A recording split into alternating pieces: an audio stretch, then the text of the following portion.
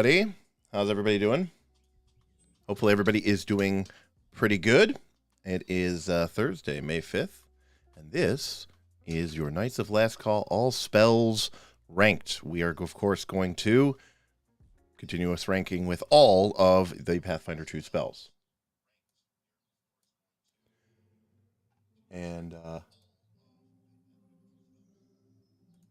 we're getting a little bit of echo. Not sure from what.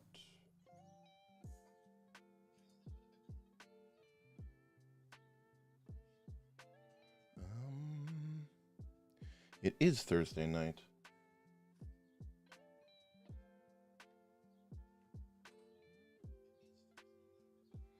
All right, well, 1 second.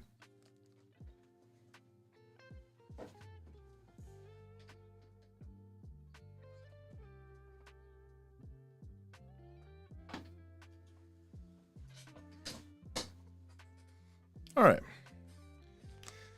That was weird. Yeah, Bob, I had a lot of meetings today, so I decided to, wear something with a collar. Let's see. Folks are still wandering in. Doesn't look like we have too many people in here today, which is good. This is good. How do? Damien, welcome. Storm Phoenix, of course, welcome. KC, Ben, Mr. AJ himself. Is that a stream sponsorship I see? No, it is not a stream sponsorship I see. It's my dogs barking like assholes. All right. Oh, no.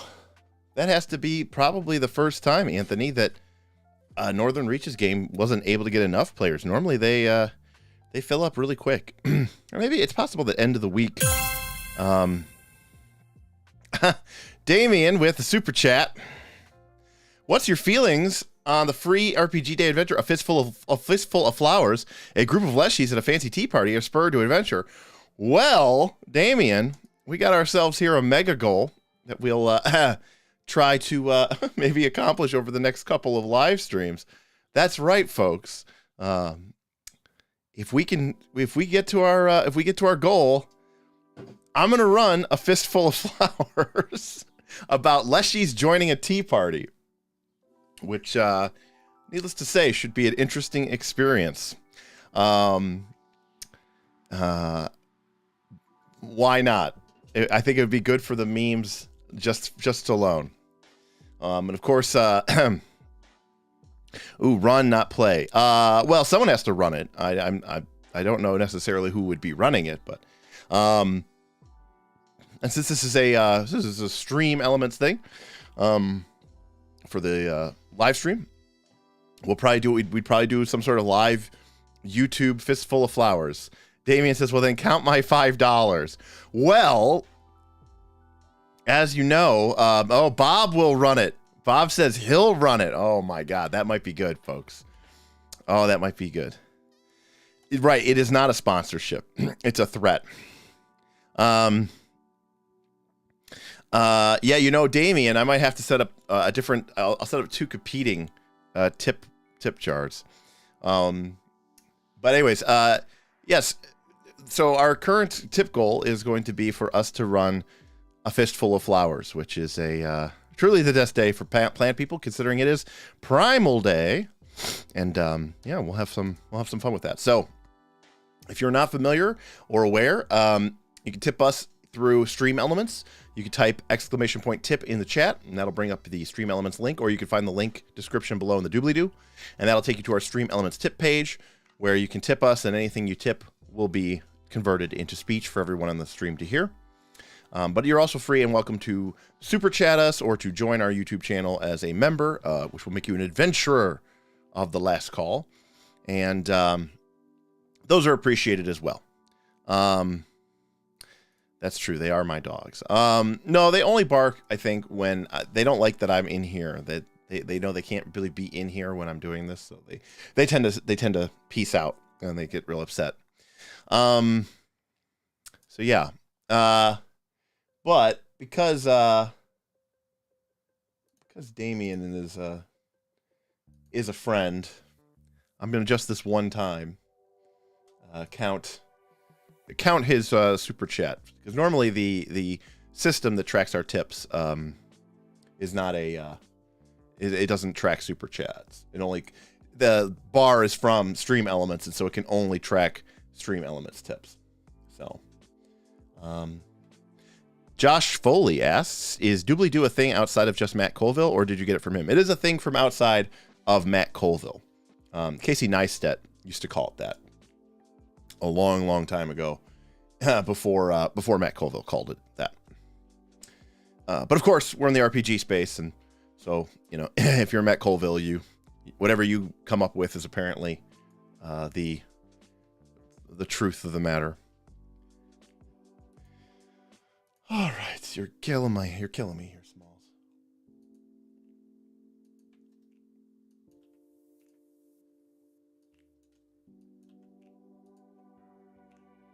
All right, there we go. I manually added it. That's the only one time, just because friend of the show, Damian Williams himself. Okay, so today we are going to cover Primal level 4, and you know, I was thinking about this.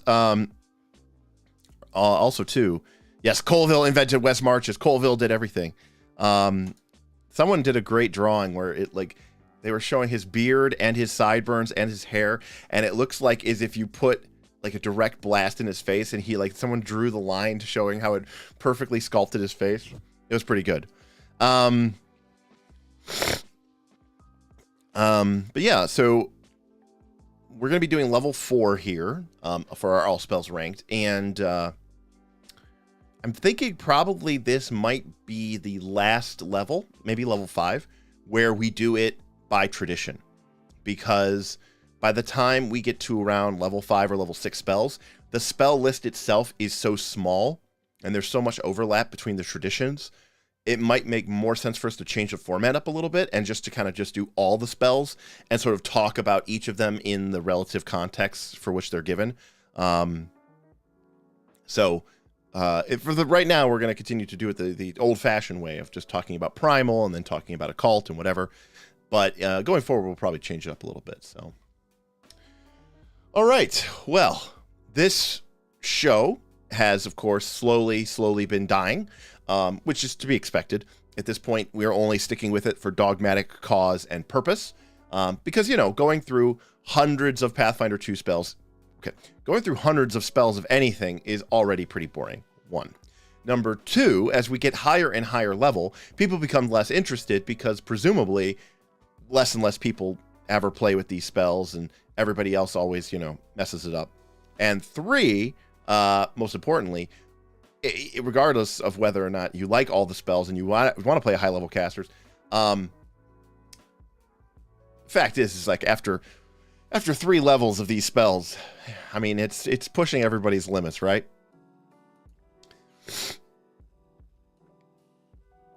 It's pushing everybody's limits because, man, once these, you know what, Anthony, you lose a hero point for saying that.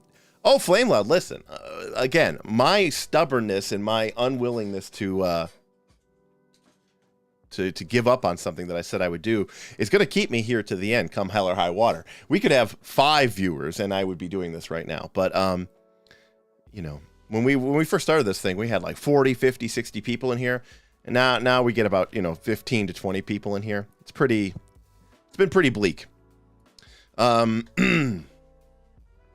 But we're hoping that, you know, of course, next week we're going to do session 0 for our new adventure path. And, you know, myself, the Knights, have sort of been powwowing, talking about things that we can maybe change up to try to reinvigorate the channel a little bit. Because, you know, we just want to keep it, we want to keep it exciting, keep it, you know, change, you know, but, oh my God. If he's losing a hero point, can I give him mine since I like his idea? Damn it, Luke. A live stream for each class going over each feed is something I'd be down for. You know, the problem is, like, I don't mind talking about the mechanics of the game. I don't mind talking about the spells for the game. It's just, you know, we're at this phase, if you'll permit me for a few moments. You know, our Patreon, our channel you know, we're, you know, we just passed a year old back in November, but realistically, you know, I consider that our channel kind of really came to life around June or July, because that's when we became monetized on YouTube. We reached 1,000 subscribers. It's when we started our Patreon. And so for me, like that first 6 or 7 months that we were just like getting a couple views and, you know, 10 or 20 or 30 views per video, it doesn't really count. So, you know, while on paper, our channel started November 30th, I think, 2020. For me, the channel really kind of started in the summer of 2021. So, you know, the Patreon at least, and being monetized is at least a year, coming up on being a year old here in a couple months. And because that's the point where we kind of decided, hey, you know what? We were kind of just doing this for fun. We were just kind of recording stuff and putting it out there and seeing what would stick. But people are really grokking this, and, you know, we think we're going to give it a shot, and we're going to give it a go. And, wait, why isn't this stream about anime? Thank you for the super chat, self-confess cynic. Why isn't this stream about anime? Because I don't like anime. It's weird. There you go. That's the end of the story. You know what? I take that back. Anime isn't weird. The people who like anime are weird. There we go. Shots fired. Oh, yeah. You know, I didn't approve that, by the way, I should note. That was not something that I approved. That was, HTS is not anime. Oh my gosh. See, okay. I have a theory that I think that the correlation between people, I think the correlation between people who enjoy anime and role-playing game players who prefer Pathfinder 2 is very strong. I think it is very strong. I am strong. Very strong. I think there's some sort of weird overlap there, and I'm not sure why. I mean, I have some guesstimates why, but I do think that there's a correlation there. Anyways. Yeah, I understand that. Well, what are you watching basically became what animes are you watching, and it doesn't help that like Bob and Tim like anime, and it's just, you know, so horrible. Stream Elements really lagging today. Thank you again for that super chat from a few minutes ago there, self-confessed cynic. So anyways, long story short, the channel grew and it became profitable. Earlier this year, we made our first technical amount of money, and at that point we're like, okay, well, we gotta, you know, what do we want to do? How do we want to change this, you know, channel up? How we got to take this a little bit more seriously? Do we actually want to make this into something that could put some money in our pockets? And you know, we have to take a step back and sort of evaluate, like, hey, how is the health of the channel, and what do people want? We did this big Patreon survey, and we wanted to see what people wanted, but we also want to make sure that we don't sacrifice future growth. And, you know, to be blunt between us, the kind of content that Knights of Last Call produces, YouTube and the YouTube audience hates it. You know, we recently, our last podcast was like 3.5 hours long. You know, when we do a night school episode, oh gosh. Thank you, self-confessed cynic. Big ups to Bob for making the anime channel. Boo, I did not approve this. He has admin access. I don't. Well, he has super admin access because Bob technically created the channel, the Discord channel. So technically Bob owns the Discord channel. Boo. But you know what? If it keeps it quarantined, maybe it's for the better. But that's a great example, right? This is my Discord channel. I don't like anime, and yet I support there being a channel for it. So, but yeah, I mean, of course I'm kidding. I mean, I'm not kidding that I don't like anime, but it's fine. Oh God, I can't even. That would be savage. Damien asked, how well did the April Fool's video do? And I'm sure you noticed, but we did an April Fool's video where I said I was going to watch 5e. It was actually one of our best videos. It was actually one of our best videos. You know, our videos have been performing pretty badly. Once we started doing whatever we wanted to do, because the Patreon existed. So we started doing like hour and 20-minute night school videos and, you know, really, really in-depth stuff. You know, YouTube was, our growth slowed down really, really a lot. You know, the rules lawyer who started his channel probably about a year after we did, recently just eclipsed us in total number of subscribers.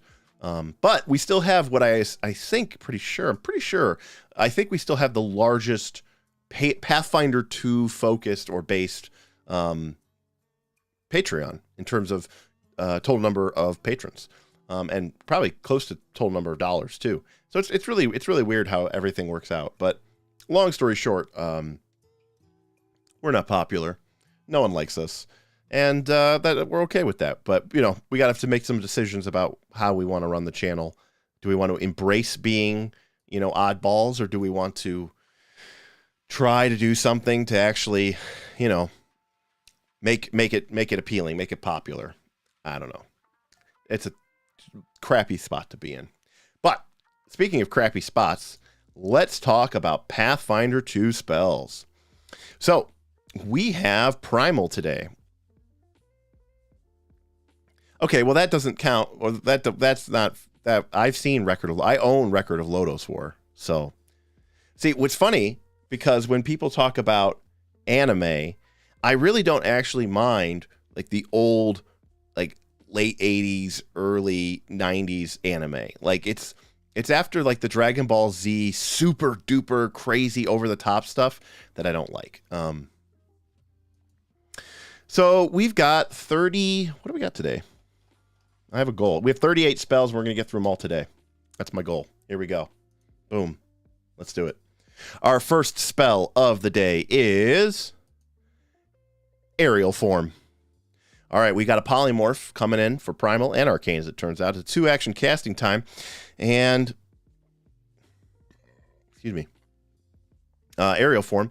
And it is a 2-action spell that lasts for 1 minute. And, of course, it's going to be a Polymorph spell. It turns you into a battle form of a medium flying animal, some sort of bat or bird or pterosaur or wasp.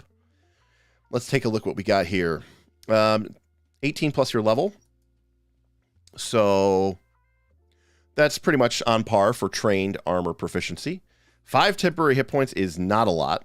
You gain low light vision. You gain a reasonable attack modifier with a +5 damage bonus, which is probably about 2 points behind.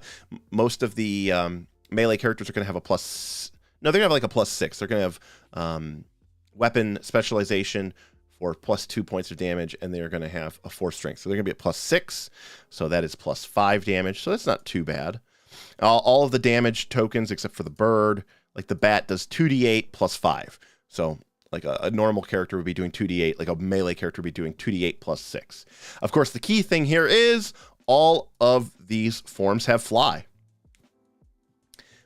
This isn't bad. It's going to give you good maneuverability. It gives you a couple of impactful attack bonuses. The pterosaur one even gives you imprecise scent, which is really nice. The bird is the weakest in terms of damage. But it has the best fly speed, and I guess the wasp might be, but it has the poison. This spell's not too bad. In terms of battle form, it's probably gonna, for most druids or primal casters, it might basically be about a wash on the AC bonus, so it's probably about the same. But your attack bonus is gonna go up again. You're at level 7 when you're casting this spell. Your comparative melee characters are going to be expert. They're going to have 7 from level that's 11. They're going to have a +1 bonus that's 12, and then they're going to have their strength, which is 16. So your attack bonus of 16 is basically going to make you as accurate as your melee counterparts. It's going to give you a very small amount of temporary hit points, but it's really going to give you that maneuverability. The bird one might honestly be, bird and pterosaur are probably the two that I would look to the most. Yeah, it makes you a comparable melee character and it can fly. I mean, I think this is a pretty good spell. Flying at this point is still pretty powerful, so I'm tempted to give Aerial Form here an A. I think this is a good spell. Could be argued it could be a B, but we're gonna stick with A and see how that sticks out. All right. Up next, we have, let me close out this one. So you can tell that level 7 is the level where they go, okay, things are flying now. You should be flying now, or you should be considering flying now. Airwalk is basically a very weird form of flight, which is interesting because given what we know now about flying and about how so many things like haste and other things that specifically denote striding, that you have to use your land speed. It's interesting how Airwalk essentially just turns your land speed into a fly speed. And it lasts for 5 minutes. And so in some weird ways, Airwalk might almost be better than flying. All right? Especially if your land, well, number one, if your land speed is good, it's going to be, right, like if you've invested into your land speed and you have a 35 or a 45 land speed for your stride, Airwalk's going to let you continue to capitalize on that. So that's a really great investment for people who have invested into their land speed. Secondly, you don't have to spend an action or you'll fall. So if you're flying, if you do not spend at least one action in your turn to continue to fly, you will fall. And Airwalk can avoid this. Now, you cannot go straight up and you can't go straight down, but it is very, very powerful.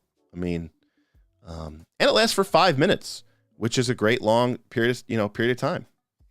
Hey, yep, Flame Loud. You said, I said that. Yes, you did. So I like it. So you can, it's 5 minutes long. You can use it in exploration mode. You know what? Self-confess cynic, I think you nailed it. And if you're wondering, by the way, why self-confess cynic's name is in green and he has that cool little icon next to his name, it's because self-confess cynic is an adventurer. If you want to join our YouTube channel and gain access to our loyalty badges as well as our custom emotes, you can waste your money too. And you can see below, you'll see that there's an option to join the channel, and that's going to allow you to become an adventurer for the Knights of Last Call. So I agree with self-confess cynic. I read this spell and I go, man, where is the heighten 6, maybe? Heighten 6, heighten 7, probably heighten 7 in Pathfinder 2, but honestly, heighten 6. Where is it that this can be, Airwalk is better than aerial form in my opinion, so maybe aerial form should drop to a B. Yeah, I like it. I agree with that. All right, moving on. All right, we get into our curses. We know we like the curses. I like Floyd here. Airwalk is an A, no need to hover, doesn't give a fixed speed, and can be pre-buffed. Yep, good, all good reasons. And I like the total entropy suggestion as well. So good stuff. Oh, Flameloud's saying no, aerial form lets you be a melee combatant. It's gonna let you attack. I mean, you know what? I'm gonna stick with my initial basis. I think they're both good. Aerial form is gonna give you that damage buff. It's gonna give you, because remember, not only is it giving you 2d8 or 3d6 points of damage for your strike, it's also giving you a +5 damage bonus. And so that's pretty good. I like it. I'm gonna be generous where I can be generous, right? By the way, Airwalk isn't flying, right? So you can't be knocked to the ground. Yeah, I would say that's true. Self-confess cynic, I like that. Aerial form for casters, Airwalk for marshals. Yeah, both A. Cedric Straw says it's a matter of versatile versus strength. Both A, in my opinion. Yeah, okay, I like it. Okay, I think we're all on the same page. Okay, cool. Bestial Curse. This is a polymorph and has the curse type. 2 actions, touch, 1 humanoid. Let's see what we got here. It basically turns them into like a pseudo werewolf type thing. You gotta get close to them. If they fail, and again, too, you're paying a lot for this because the critical failure is the duration is unlimited. So, I'm already tending to agree with Anthony here. It's more of a GM spell. If they pass a save, they're just clumsy 1 for a round. That's not really much of anything. I don't think we can really give it too much of this. It's a fort save, by the way. So if they fail, they become into a bestial form. They gain clumsy 1 and weakness 1 to silver. This is an example of something in the game that I'm like, why? This is just unnecessary. If you're going to give us weakness 1, just make it nothing and don't include it, or make it something. Make it weakness 5 or 10. Like, anytime they put these stupid things in the game where it's like 1 extra point of damage, like in a game that's this complex, you want me to remember, and where people have hundreds of hit points, you want me to remember and actually have to spend the brain power to remember weakness 1? That's horrible. Anyways, it gains some sort of attack, and basically it does nothing, except if they try to make a manipulate action, they have a DC 5 flat check. Yeah, so this spell works, but it's not very powerful and it's not very potent, and it's going to be a GMD. Self-confessed cynic says D just for weakness 1. Get that out of here with that. Yeah, I mean, it's horrible. Yeah, weakness 1 at that level is mathematically pointless. It's almost like my favorite. It's like Backstabber, which is a weapon trait, and it's plus 1 extra point of damage if the target is flat-footed when you're attacking them. Which at level 1, you're like, okay, my damage bonus is plus 4. My damage bonus is, or maybe my damage bonus is only plus 2 or plus 3. Now my damage bonus is 1 higher. Okay, that's reasonable. And then when your dagger or whatever that has the Backstabber trait, at the end of the game, when you are in the upper teens and you get your plus 3 weapon, then it becomes plus 2 damage. So it's dealing an extra point of damage when you're like 16th or something, or 17th level. It's absolutely completely ridiculous. Better debuff for casters than Touch of Idiocy because it targets forts.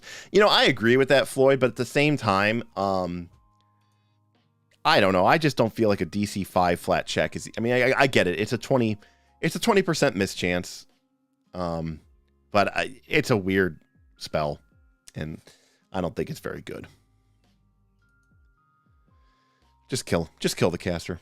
Our next one is another curse. This one from Secrets of Magic. It is the Blood Spray curse. 30-foot range, 1 creature, 2 actions. You curse them so they gush blood anytime they're wounded. They have to make a fort save. If the creature fails the fort save, as success. All right. My mistake for trying to read it. Success for 1 minute. So if they pass the fort save for 1 minute, the first time each round that they take at least 10 points of piercing or slashing damage from a single strike, which seems reasonable, it takes 2d6 additional damage. Okay.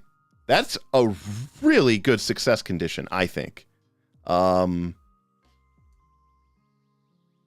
Failure as success, but when it takes the additional damage, so it takes 2d6 additional damage and 2d6 persistent bleed damage. Wow. Sounds like an editing mistake to me. That seems like a lot. 10 points of piercing or slashing damage is pretty much every amount of piercing and slashing damage at this level. You're a level 7 character, you have striking weapons, you're going to be doing 10 piercing or 10 slashing. It does not have the incapacitate trait. And I agree with Total Entropy that the heightened isn't that bad either. Additional damage scaling up by 1d6 for each level or every 2 levels isn't bad, but the persistent bleed damage going up, 2d6 persistent bleed damage alone is brutal.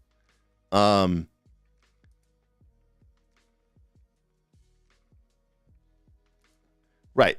I get that this only triggers once per round, but I think that realistically, I agree with Floyd. I think that you could easily do a bunch of D6s here. A bunch of D6s. I think this spell is pretty good. I don't think it's an A tier spell, but I think I could see between a B and a C. Oh, Flame Loud. No. S? No. There's no way that this is S. Because here's the thing. This is the most important thing. This is why this spell is not an S, folks. This spell doesn't do anything, right, by itself. It doesn't actually do any damage. You could cast this spell And theoretically, if your people miss or they did 9 damage instead of 10, then it does nothing, right? So there is a reasonable chance here that it does nothing. I agree. A lot of times when people evaluate things, and again, I get it. I used to be pretty much professional, want to be professional Magic the Gathering player. Everyone always looks at a spell or an ability and they imagine it in this absolute best case scenario where it's doing 2d6 points of, basically essentially 4d6 points of damage each round. That's not always going to be the case. That being said, I think it doing 8d6 to 12d6 over the course of 3 rounds, right? It's not multiple attacks around. It's only once per round at most. But, if the creature, if you cast it on a boss and they take the equivalent of an extra 6d6 or 8d6 points of damage, does each instance of bleed damage stack, or are they separate conditions? No, the persistent bleed damage will not stack. No, in fact, getting 2d6 bleed damage when you are already suffering from 2d6 persistent bleed damage will not stack. The fact that it's multiple attacks around doesn't really make sense. Well, it's magic. I mean, that's the reason. All right, I'm going to go with a B.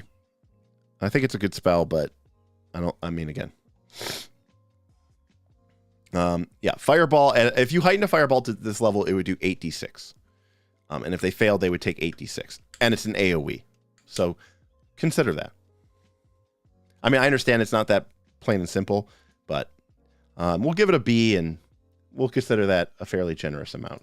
Some of you really like the spell, but I think it's good. I don't think it's that good. We got an Abomination Vaults Adventure Path spoiler here with Call the Blood.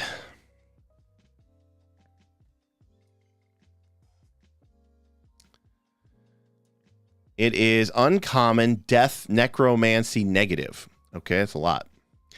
But it's got a 60-foot range, which is nice. 2 actions, living creature, so it's got to be living. More. They love this stuff in Pathfinder 2, don't they? They love just making people squirt and vomit and erupt in blood.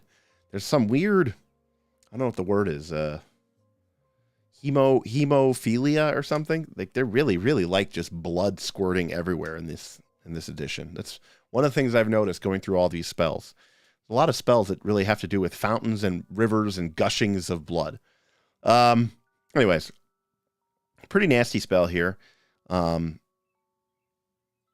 Flame Lost says it's glorious. Weirdo. And again, why is this primal? Again, yeah, nope, not there. It's death, necromancy, negative, but it is not evil. No, it says 1 living creature. Anyways, they take 8d4 negative damage. All right. It looks like they just take 8d4 negative damage. If the target does take damage, its blood flows into your mouth because naturally, of course it does. If you're a living creature and you don't have negative healing, you're sickened too. So basically, this is meant to be that you're an undead creature casting this. And in fact, I know which character in the adventure casts the spell. If you're undead, or if you're living but have negative healing, you can either choose to gain temporary hit point equal to half, or you can become quickened for 1 round. So if you're a normal person casting this spell, you become sickened too. But it does 8d4 points of damage to a single target. So it's like a kind of like a range vampiric touch if you're undead only. So obviously that means it's a GM spell.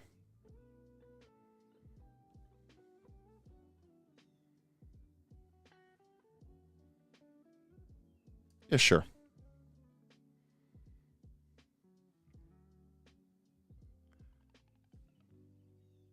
GMC, Floyd, I agree with you.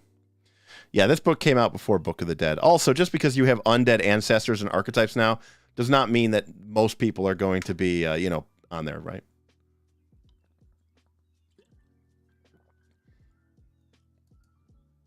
I don't know. I'm curious. I literally am legitimately curious. I don't know how to vocalize or appropriately state this, but it's really weird to me. I think I really respect. It's like I respect ancestries more than I think the vast majority of the role-playing game populace does. It's so weird to me how casually people just like make a character and they're like they're having an adventuring party and it's like, oh yeah, it's a living plant creature and a little animated puppet and a mummy, and they're gonna go do Fist of the Ruby Phoenix. They're gonna go do Tournament of the Ruby Phoenix, or they're gonna go do Quest for the Frozen Flame. Like, it's just so weird to me. I really just don't get it. I just don't get it. All right. Cloak of Light is our next spell. You surround yourself. This is from Strength of Thousands. 2 actions, and its duration is sustained, so you're spending an action each round for 5 rounds. You surround yourself in light, which restores the living and rebuffs the undead. You glow with bright light in a 30-foot radius. Cool. And dim light in the next 30. Okay. Living creatures that begin their turn adjacent to you heal for 2d4 hit points. Undead creatures that begin their turn adjacent to you take 4d4 hit points. And it scales by 2 every 2 levels going up. So it's automatic damage. You have to spend an action each turn. This spell seems okay. Let's see. Yeah, there's no save on the damage, but you do have to, the creatures do have to begin their turn adjacent to you. So, you do not get the healing yourself, Pillsbury Goat. Living creatures that begin their turn adjacent to you. You are not adjacent to you. I think it's uncommon because it's from. I think all the spells that come from an adventure path are uncommon, Damien. I think that's why. All right. Well, our next spell is kind of a weird one. I mean, it's on the list, so we're going to include it anyways. This is Compel True Name, and this is it's a rare spell, so already off the bat, like, this is not something that's really supposed to be doing this.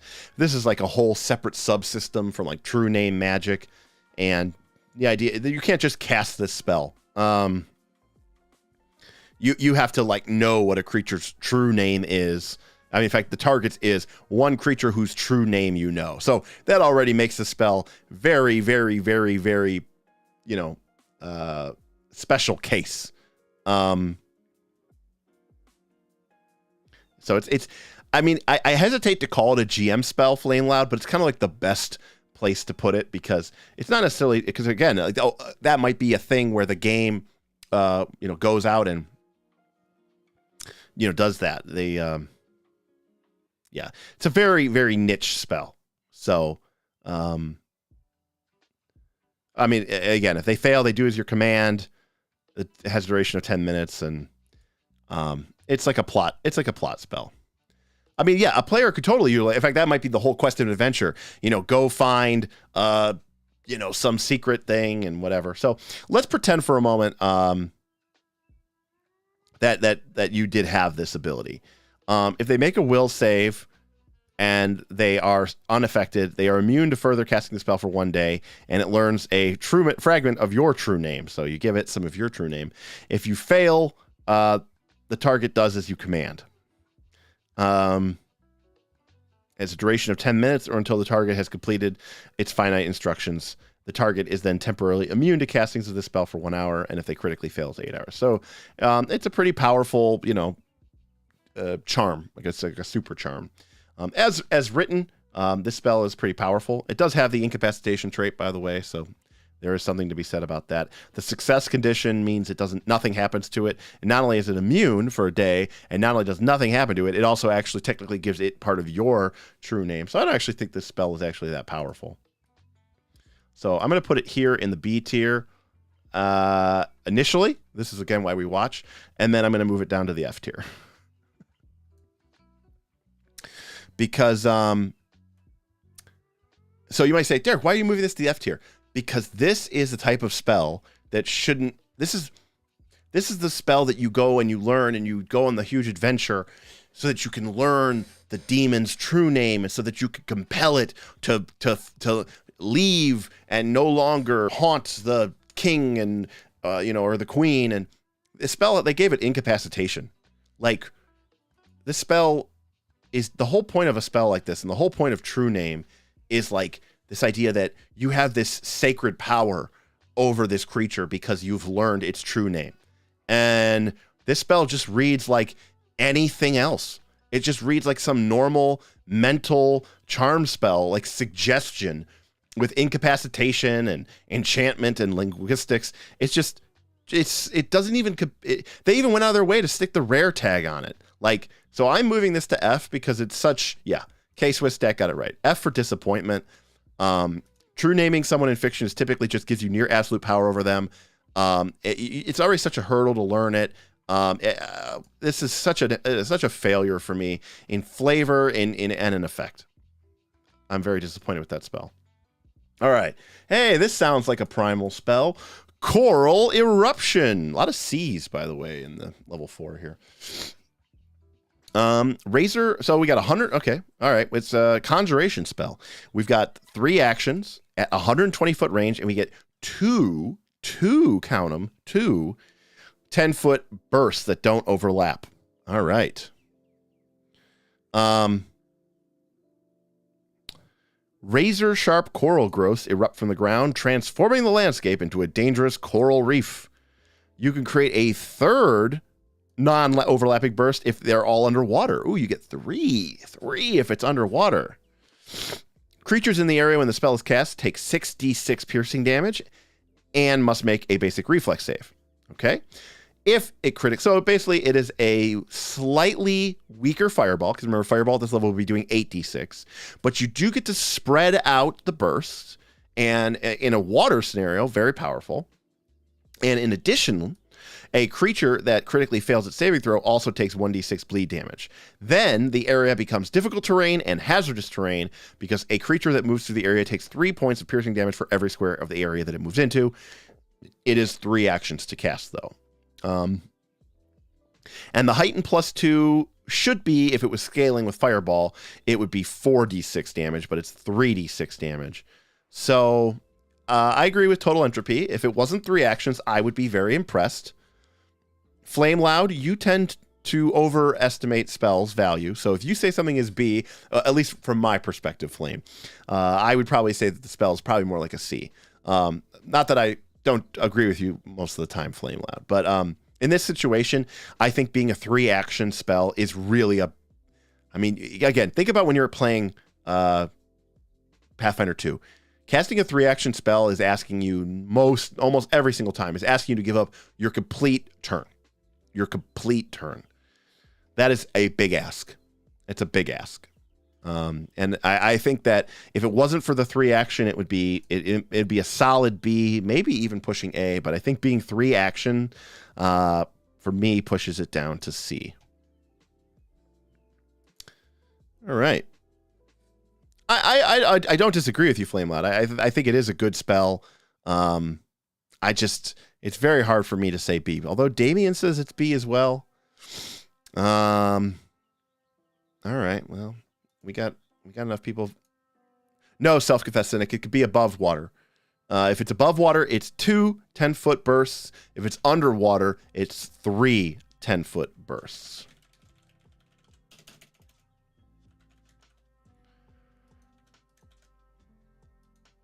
All right, poll is up. So the question still remains. Coral Eruption, is it a B or a C?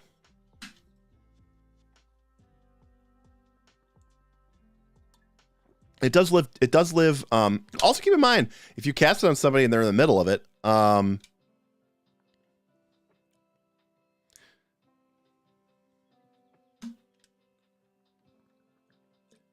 self-confess, they only get the bleed on the critical failure.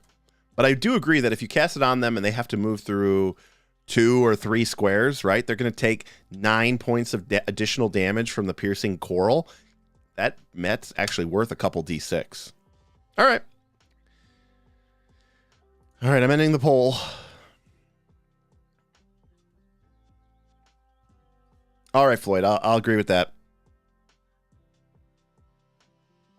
Nobody makes me bleed my own blood. All right, Coral Eruption wins. At B. I am so sorry, Damien. I will yell at YouTube promptly. All right. Moving along. Our next spell is Countless Eyes. This is a divination spell and not an uncommon divination spell. You touch a creature, and for 1 minute, eyes form across it, allowing it to see in all directions once. It cannot be flanked for the spell's duration. In addition, when it seeks, because I'm sure everybody in the game, by the way, except for maybe me, I'm sure no one in the game actually uses this rule, even though you're supposed to, which is when a creature seeks, you're supposed to either do a point-blank burst or you're supposed to do like a 60-foot cone or something crazy. I'm trying to remember the exact rule. I think it's a 30-foot point-blank burst or it's like a 60-foot cone. But when it seeks, it could seek at a 30-foot burst or 4 15-foot bursts within its line of sight. This is such a very minute effect. That's good, Anthony. That's good. I mean, I'm just saying, like, we all love Pathfinder 2, but the fact that there are rules over, like, the conic effect of where you can seek, you gotta, at some point, you gotta say, these people really were being paid by the word when they were writing this book. They're like, listen, if we make this core rulebook 350 pages longer, we'll make a lot more money. And they're like, yeah, how are we going to possibly do that? I don't know. Start describing the AoE ranges of people being able to look. Oh, that's a good idea. Solely, I agree. I think someone else had already, Steven said this is not strong enough for level 4. Hey, Steven, welcome. So, yeah, I'm not a big fan of this spell. D. It works. It does something. It's a unique effect, but it's probably not that useful. Yeah, it does something, but it's not worth 2 actions. I agree with everybody who said this.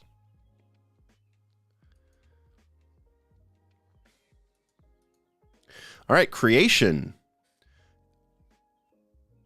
You create something from energy. It's 1 minute, so obviously you're not using this, but this is it must be a vegetable matter, such as wood or paper, and has to be 5 cubic feet or smaller. It cannot rely on intricate artistry or complex moving parts, never fulfills a cost, and cannot be made of anything useful. It is obviously temporary, but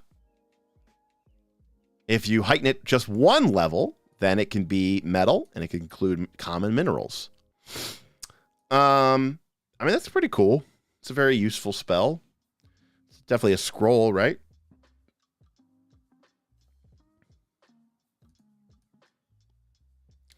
What do you think? Scroll B? You never know. I mean, this thing could technically become anything, really. All right. I like scroll B. It's not, like, super impressive. You're pretty limited. Yeah, based on the player, it could go from A to D. I agree. Could you create a spool of rope? Well, it has to be vegetable matter, so yes. And it cannot rely on complex moving parts. So, yeah. Self-confess cynic, there is a lower level spell that makes a tool, but I don't think it lasts an hour. And this technically could become anything. So, I mean, this is one of those spells that'll either do something or it'll do nothing. I just like the versatility. I like spells like this. You know, Questing Beast, we're going to focus on spells this stream. But Questing Beast did a video recently where he talked about the 4th pillar of play based on a poll that he had done for his channel subscribers. And we're all familiar with the 3 pillars of play, right? Combat, exploration, social. He kind of included this 4th, and this, we were having dinner the other day, and I was having dinner with Mr. Smith, and we were talking about something about, like, what is it about TTRPGs that makes them unique to us? And we were trying to describe it. And I was using the description of, like, Pass Wall, which is a spell. It's still in Pathfinder 2, but using the description of Pass Wall, where the game and the GM and the people who built this fortress, they expect you to go through the front gate but then instead you use a magical spell like Pass Wall and you walk through and you enter in from the back of the kitchens.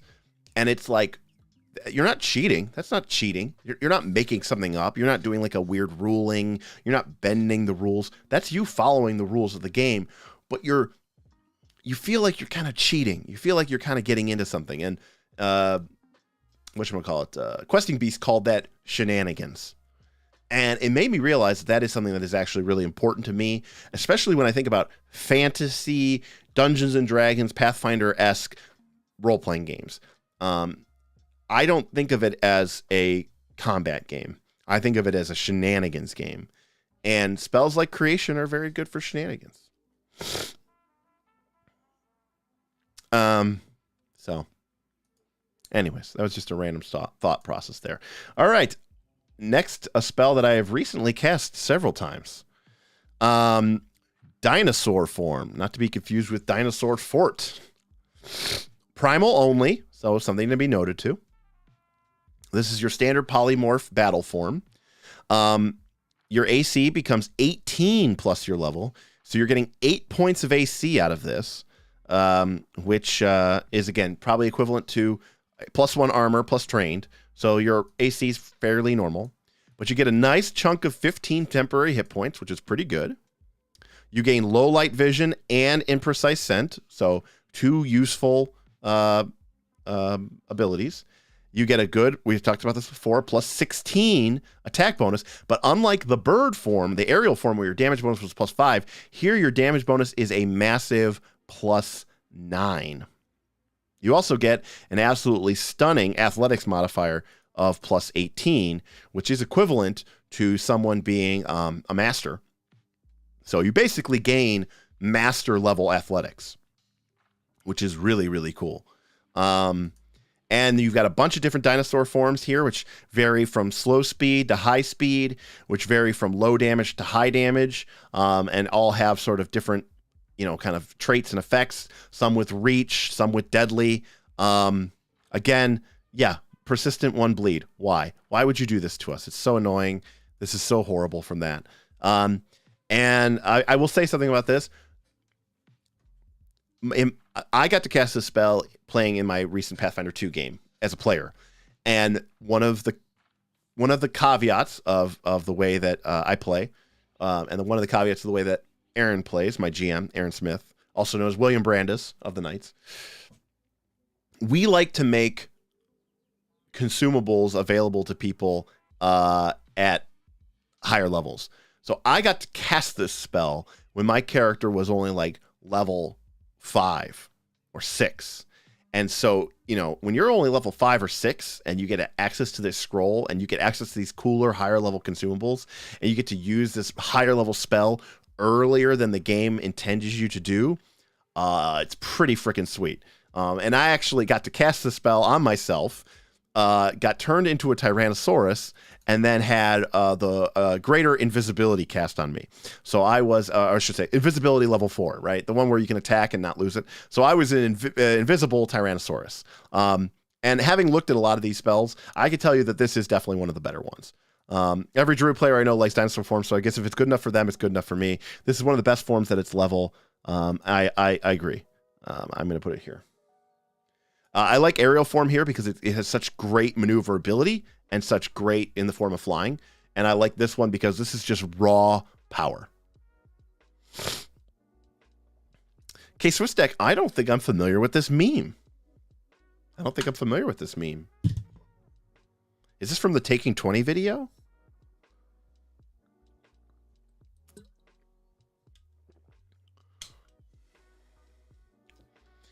Well, ironically, Floyd, just because you're a T-Rex, you don't actually gain intimidation. So even though you're a T-Rex, you still can't actually scare people. Yeah, Brovleth. I mean, I'm putting in an A. I've cast this spell. I've used this spell. It's very powerful. The damage bonus of +9 is very competitive. Very competitive. +9 damage bonus.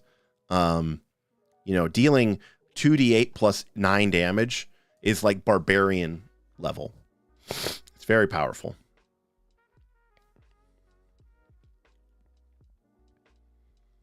Triceratops too. Triceratops might be one of the best, honestly. 2d8 plus 9 damage plus 1d6 persistent on a crit. That's pretty gross. It scales okay. You get to heighten it. If you cast it one level higher, you get a huge form, which is great. You get 15-foot reach, which is pretty sweet. Possibly 20 feet reach. You get 5 more temporary hit points. Your attack modifier goes up by another 2 points, which makes sense. You're 2 levels higher. Your damage bonus goes up. You double the damage dice. That's pretty gross, right? I mean, yes. I mean, once you get to that point, it starts to,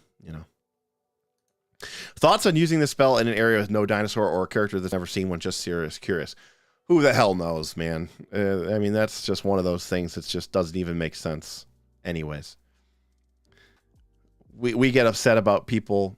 We get upset about people knowing that they're, having their character know that, trolls are weak to fire and acid, but they didn't make a recall knowledge check, but we're also fine with them casting dinosaur form. I don't know. I mean, I suppose the implication is that dinosaurs aren't very rare or special. So.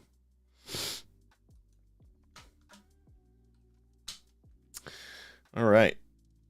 Our next spell. Draw the Lightning, a Secrets of Magic spell. It's 120 feet, and you have to target one creature that is either taller than you or higher in the air than you. So that is a very weird set of targeting conditions. Calling out to the skies, you summon a lightning bolt to strike through a foe above you and down into your weapon or hands, charging with electrical power. You must hold your weapon or an empty hand aloft. So you have to have an empty hand, interesting, or a weapon, I suppose. When you do, a bolt of lightning descends from a storm cloud in the air above you through your target, dealing 3d12 damage. They get to make a basic reflex save. And then for the rest of the spell's duration, your first strike each round with the weapon deals an additional 1d12 electricity damage. And if you do manage to cast this outside under a cloudy or stormy sky, then the bolt's damage... increase the bolt's damage by 2d12. So this is a single target, very weak lightning bolt. But you get a pretty reasonable damage buff for a minute. And the only restriction is they have to be taller than you or above you in the air, which is a really weird set of targeting conditions. I honestly have no idea how to rate this spell. Obviously, this spell is going to be only really useful to you if you are making melee attacks. Because if you're not making melee attacks, you're just giving up a spell for a much weaker lightning bolt. So there's that kind of caveat. But,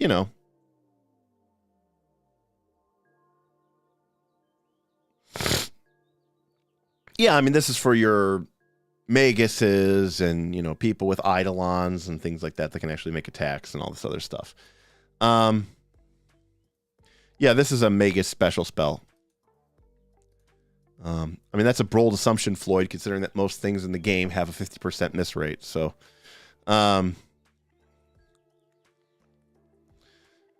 yeah, I mean, we've done this before where we'll rate something as a magus spell. I'm gonna give it the magus AoE effect. We also do this for summoning. I think it's just like a C. Yeah, within the primal context. Within the primal context, it's like probably a D or something. Soli, can we review Dinosaur Fort?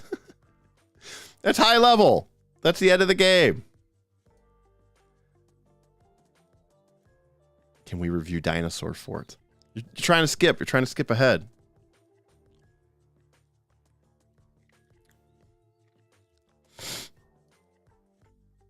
All right. Yeah, so. All right. I'm going to put Draw the Lightning at C for Primal.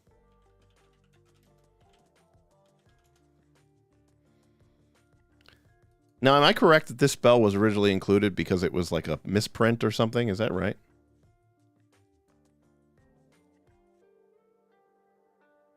God, Archives of Nethys just needs to delete their search bar. They should just get rid of it. They honestly should just delete their search bar. I could go here and get to it faster. Crazy. All right. Dinosaur Fort. Spoiler alert, by the way. By the way, I love that it's a spoiler from the Quest for the Frozen Flame adventure path. Yeah, it's a misprint of Dinosaur Form.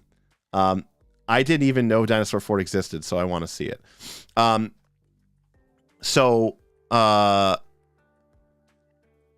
It's interesting that this is from an adventure that only goes up to 10th level. So you would never actually be able to cast this spell in that adventure point. You cast, it takes 10 minutes to cast this. And the range is 500 feet, and then it's 24 hours of duration. And you conjure a primeval fort with walls of sharpened wood adorned with dinosaur skin and teeth up to 300 feet on a side. So you basically create a massive, palisade fortress. Each of the 4 quadrants of the fort is guarded by a Tyrannosaurus. While the Tyrannosauruses won't cross into each other's territory, their reach does allow them to simultaneously attack an intruder near the center of the fort. The Tyrannosauruses leave you and anyone you introduce to them alone, but treat anyone else they find in the fort as intruders and prospective snacks. When you prepare spells, you can choose not to recover this spell slot used to cast this spell, and if you do, the fort remains for 24 hours. So that's right. When you finally get to the ability to cast 10th level magic, you can just have a permanent dinosaur fort. The fort must be created on a plot of land free of other structures. It adapts to the natural terrain, adopting the structural requirements of being there. It adjusts small features such as ponds or spires of rock, but cannot be created on water or non-solid surfaces. If created on snow, sand, or other soft surfaces, the foundation will reach down to solid ground. Yada, yada, yada. The fort doesn't harm creatures within the area when it appears, and it can't be created within a crowd or densely populated area. Any creature inadvertently caught inside the fort when the spell is cast ends up unharmed inside the complete fort and always has a clear path of escape. Honestly, for a 10th level spell, this spell is actually really disappointing. If I'm casting Dinosaur Fort and it's 10th level magic, I better be able to create there's a band of my enemies, and then gigantic wooden dinosaur walls like Jurassic Park spring up around them, trapping them in the middle with 4 incredibly overpowered Tyrannosauruses that are going to go hungry hippos on their ass. So this spell is very disappointing. I give it some props for being funny, but ultimately I probably give this spell an F. It's just not even good. Maybe a D if we're being... No, because I don't even think a Tyrannosaurus is even that good against a creature. You're 10th level. You're up the end of the game. A Tyrannosaurus is level 10 creature. It won't even be able to hit anything that's level 14, 15. So unless you're fighting literally your electric arc at that level probably does more damage. So. And that's the other thing, Steven. That's a great point. Waste of space in the AP for some gimmick you might see. Except it's a level 10 spell. The AP only goes to level 10. You're 8 levels before you even get that spell. Again, padding the word count so that you have to buy stuff instead of buying actual content. Paizo. F for fort. Agreed. All right. GMC just for the funny? No. I can't even do it. It's so overwhelming. If you're going to make something a meme and it's level 10, go all out. That's all I'm saying. The walls should have been made of dinosaur. They should just always be attacking or something. All right. Elemental Gift is our next spell. It's 30 foot, 1 minute, 1 creature. And we get some options here. Choose an element when you cast a spell, and they gain that benefit. If it's air, they gain a plus 30 status bonus to their land speed and gains a fly speed equal to its land speed without the status bonus. Yikes, that's fast. That's a lot of speed. And you gain a fly speed equal to your land speed, minus the 30-foot bonus you just got. That's pretty good. Earth. If you're on the ground, you get a +2 status bonus to fortitude saves and reflex saves if they would shove and trip you, or if they would knock you prone. That's pretty weak. In addition, the ground adjacent to you is difficult terrain, and the difficult terrain moves with you. So this is much weaker than the air. Fire. The target's melee unarmed strikes and melee weapon strikes deal 1d6 persistent fire damage on a hit. That's not bad. And water, you get swim speed and resistance to fire 5. And you can heighten it a massive 4 levels, almost to the very end of the game, and you can get 5 creatures. So I would have liked to seen this heighten be much lower than what it is. I would like to say counter argument. A lot of enemies have automatic grab, trip, or shove at that level. Right, except then this wouldn't do anything, right, Brothleff? You get a bonus to your save if it would shove or trip you, and you don't get to make a save, so it just automatically trips you. You don't get any. The fact that you have a bonus to it doesn't really do anything. Oh, this is the spell that stole Airwalk's Heighten. I like that this is at least one spell instead of 4 different spells. I do agree with that. It's cool. It's a fun, flavorful thing that you're granting an elemental gift. I agree that Earth always gets the gets screwed over here. But it's okay. It's got some interesting spells. I like this spell. I think this spell's okay. The air one's a pretty fast speed bonus. I don't know. I'd probably say this is a C.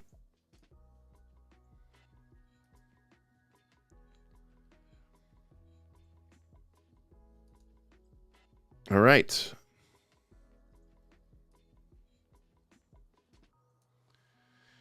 Next one is elephant form.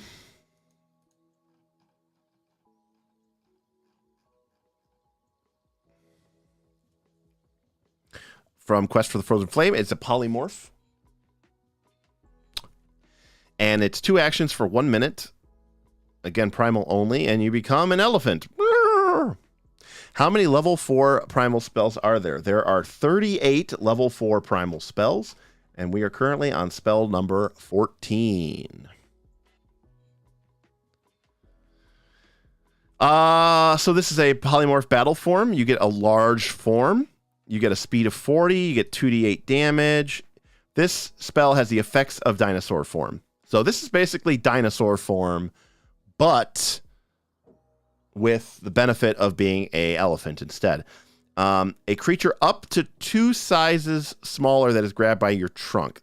That's unfortunate, but that you can't do that. But because you're only large, so you can't actually really grab people with your trunk unless they're small. I mean, I suppose you can heighten it to 5, which you still could cast during the course of the adventure, but elephant form, obviously not as versatile as dinosaur form, but it's still a pretty powerful spell, and it's got the potential for all sorts of mammoth power. So we'll give it a B, but it doesn't have as much versatility, even close to it, because it's literally just one spell. Or one form. I'm sorry. Fey form is our next one, another polymorph spell. Now this is interesting. Because this is AC 19, so this is a battle form. You get a bunch of different forms here, everything from a dryad to a naiad to a red cap, a unicorn, and an elonyx, which I don't even know what that is. Shimto, are we reviewing the X form spells in the context of being auto heightened by wild shape, or using your top spell slot? By using your top spell slot. Because remember, you could be a primal sorcerer and casting these spells. You don't necessarily have to be, you might not be a druid casting these spells. So you get a 1 minute form, 2 actions. You gain the Fey Fright, you gain the Fey trait, and unless you choose a Lanix or Unicorn, you have hands in this battle form and can use manipulate actions, which is pretty cool.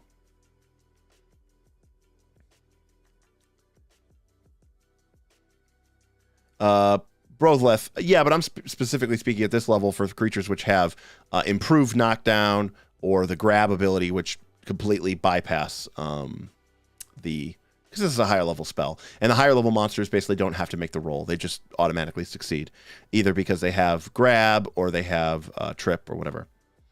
So yeah, you have hands. You can cast manipulate spells, which is really cool. Your AC is 19 plus your level, which is 1 point.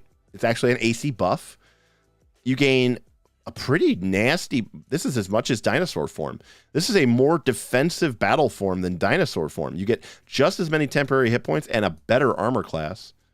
You get weakness 5 to cold iron, but honestly, how many creatures are you fighting that are going to have cold iron? You still get a great attack bonus of plus 16. You don't get the sweet athletics bonus that dinosaur form gives you, but that's fine. The attacks are dexterity based, so you really you're not getting that natural strength bonus. But some of these have some additional bonus. The Dryad gets a massive 30 points of temporary hit points.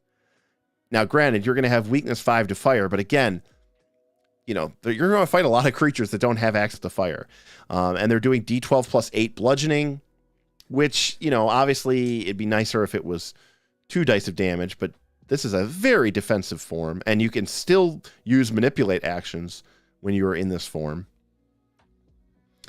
The Elanax does not have the ability to make manipulate actions, but it has a little bit more damage with some fire damage, elemental type. The Naiad can swim really well. The Red Cap is pretty fast, and the Unicorn is large, and it has Ghost Touch, as if its weapons were Ghost Touch. I really like this Dryad form. 30 temporary hit points with an AC of 19 plus your level. I mean, keep in mind, you're level 7, right?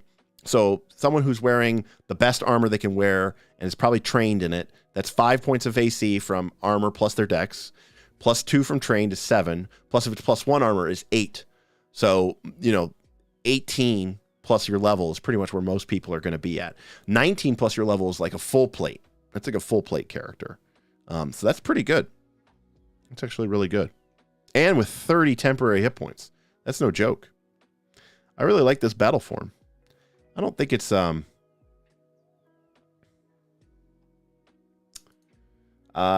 is it as good as dinosaur form? I feel like it's not, even though I really like this Dryad. But it's a pretty powerful form. I mean, like, consider this Dryad, right? It does D12 plus 8 bludgeoning damage, and it gains 30 temporary hit points. If we go back to dinosaur form, the AC is lower. You gain 15 temp instead of 30. Steven, I do agree with you. Athletics is way better than the acrobatics. Fey form gives you acrobatics. This gives you athletics. I will agree with you that 100%, Steven. But the Tyrannosaurus, now the damage bonus is plus 9 up here, and the Tyrannosaurus does D12. So a Tyrannosaurus is doing D12 plus 9 damage, whereas a Dryad with this spell is going to be doing D12 plus 8. So it's almost equivalent. Almost equivalent. The only thing that's really much weaker is acrobatics is a much weaker skill than athletics is. So the dinosaur having athletics is pretty sweet. Fighter with full plate have 20 AC, and you have both free hands for potions and scrolls. 30 temp is a lot. I agree. It's a crazy amount. It actually really is. Yeah, I really like this spell. I mean, I'm going to say it's an A as well. These have been really impressive forms. Honestly.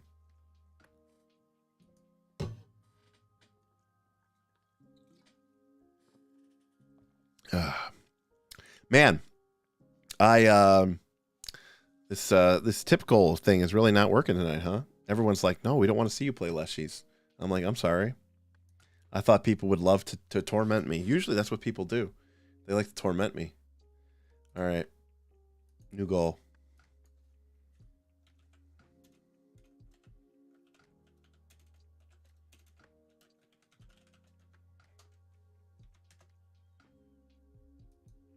There we go. That's the new goal.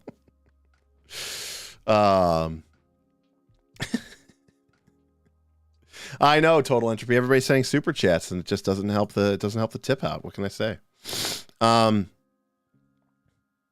Yeah, I agree, Reaper Grim. I think it's a lot. I think it's a lot of hit points, and it's very compelling. And I really do like these forms. I should point out, by the way, if you're a sorcerer and you're a primal sorcerer, you get access to all these spells too. Ian Ryder. Oh, I didn't even notice that down there. Yeah, I've not been doing a good job. Let me plug everything really quick. Hey, if you're enjoying this stream and you'd like to participate and you'd like to help out the Knights of Last Call, feel free to tip. You can use super chats, or you can click our Stream Elements tip to send us a Stream Elements tip, which has the added bonus of giving you text to speech. And if you're really interested in joining the conversation and being a part of a crazy, awesome, amazing, joining the largest Pathfinder 2 focused Patreon in existence, that is the Knights of Last Call Patreon, and of course our world famous international Discord. Steven tipped $10 because fuck Leshies. There we go. Thank you, Steven. I just had to change it up. I was trying to appeal to the wrong people. But yes, we have the largest Pathfinder 2 Patreon that at least anyone I know of is aware of. And we have a very active Discord. We have a huge set of community games. We even have a persistent community game called Northern Reaches, where people are playing Pathfinder 2 in a persistent shared world. So think like an MMO, but tabletop role-playing game. And it's pretty cool.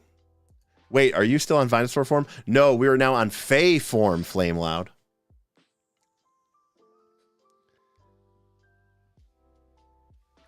Trust me, I doubt a primal sorcerer would take forms because heightening is hard, and 2, primal sorcerers don't need the help so strong. I mean, I'm not disagreeing with you, but these are really cool spells, and I'm glad that they are fun and powerful.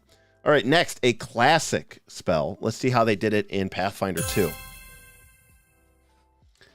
Henry tipped $10. Sorry if I missed the boat, but you should absolutely play the cutest little Leshi Galarian has ever seen. Oh, thank you, Floyd. Floyd Tank tipped $10. Leshies are great, and I tipped 1 cent more. Thank you. Hey, look at that. Everybody's doing great. Yeah. I mean, we might just do it for the memes anyways, but thank you very much for the tips. I appreciate it, everybody. Thank you, Floyd. And thank you, Henry. That was very nice of you guys. And yeah, listen, my dislike of Leshies goes deep, but trust me, if I'm going to play one, I'm going to play it all up. I'm going to study what it means to be a plant person. I'm going to go all in. This anti-Leshy bigotry has gone too far.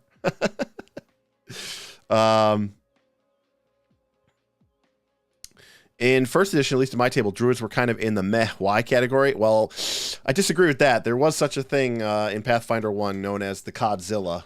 And the Codzilla, cleric or druidzilla, was pretty powerful. Druids could be really, really, really powerful. But Pathfinder 1 to sort of... who would be the GM for Fistful of Flowers? Bob? I hope it's Bob.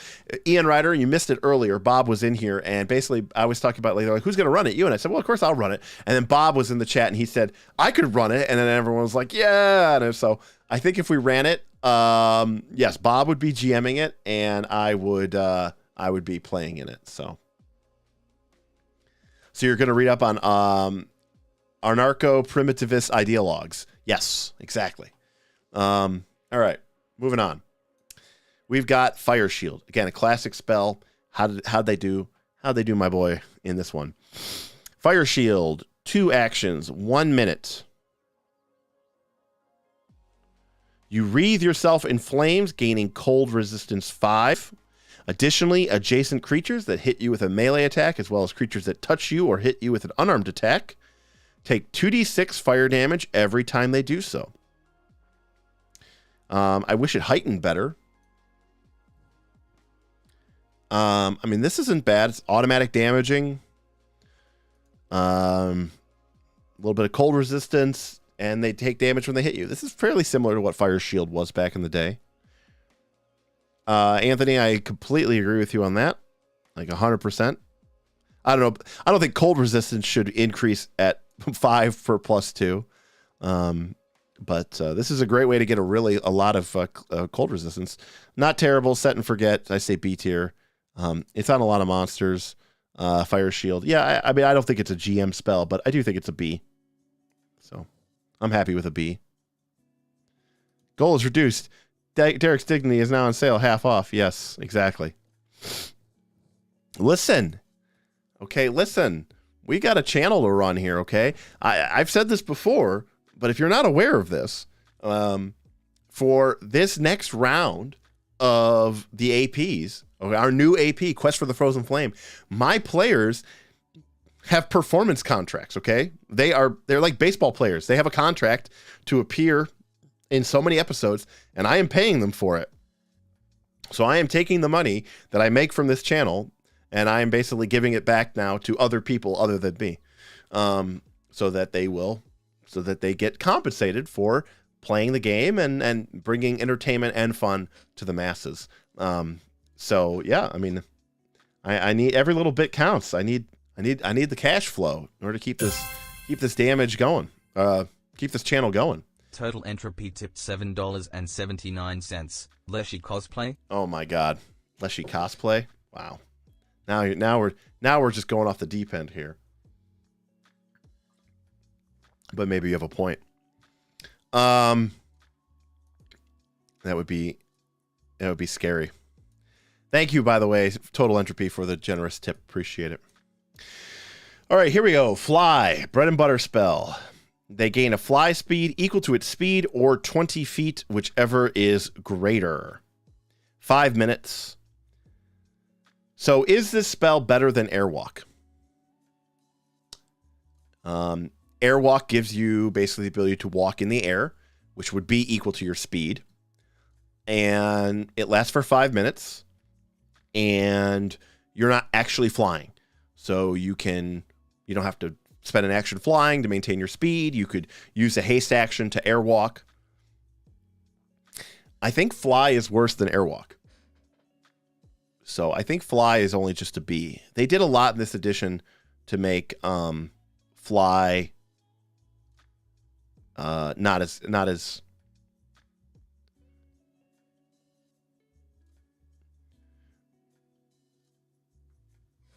the difference here is the ability to do more complex movement versus the need to hover, and that's the trade-off.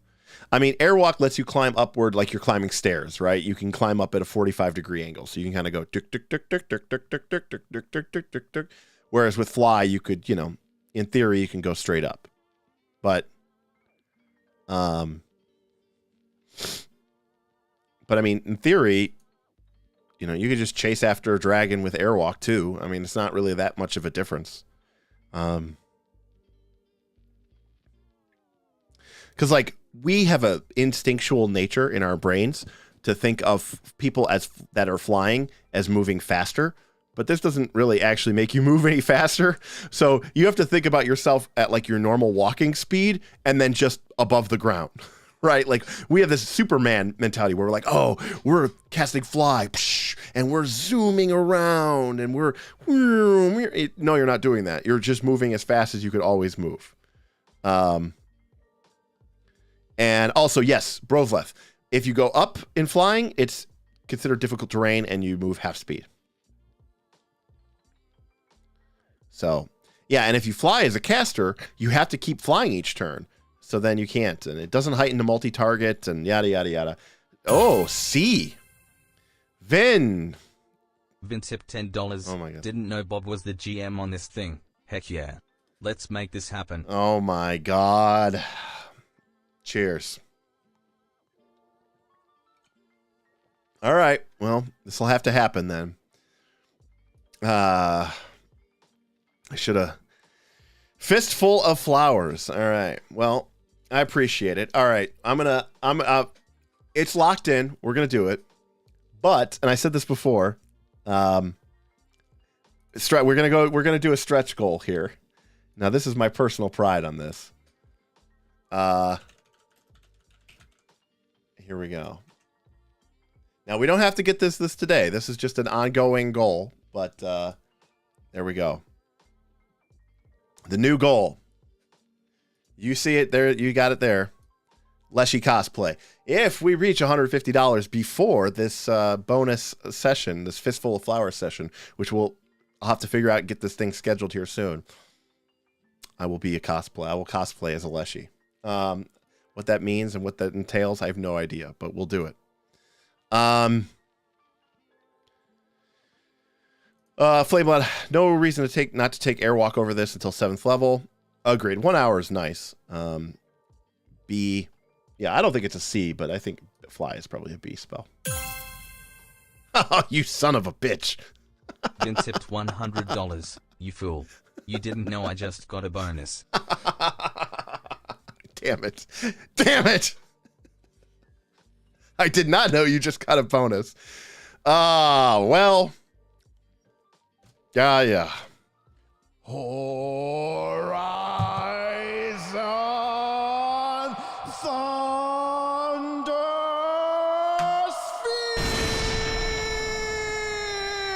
Sphere. Well, that sucks. Son of a bitch. Fuck. Well, you know, if anyone was going to do it, of course it was going to be you. Damn it.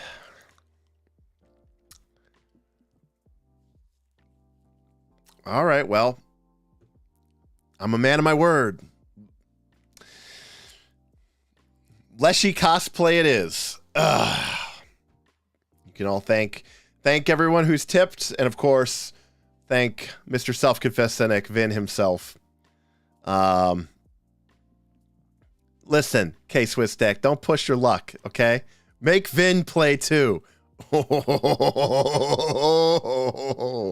that may have to happen. That may have to happen, Pawn no longer. That is pretty good. Oh boy. Well. Oh god. Oh god. Bob DMing.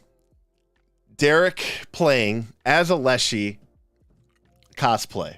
This is rapidly getting out of control here. He's all right. You heard it here, folks. He said if it's a good time slot, he'll play. That is that's great. Oh boy. Okay. Well, thank you, Vin, for I'll say thank you, Vin, for the generous tip, but obviously I put that there not expecting anyone to actually tip that amount, so that's great. Boy. Oh god. GM's got tipped $25 for a good time slot. For a good time slot. So GM Scott, you want to make sure that this happens with Vin? Oh my god, you guys are crazy. Well, now we got to schedule this. You know, I'm trying to schedule this. I'm trying to figure out, we got a whole new AP starting, and now people are going to be more excited about a Fistful of Flowers because, you know, we got, this is the new stream. It's just the Fistful of Flowers stream.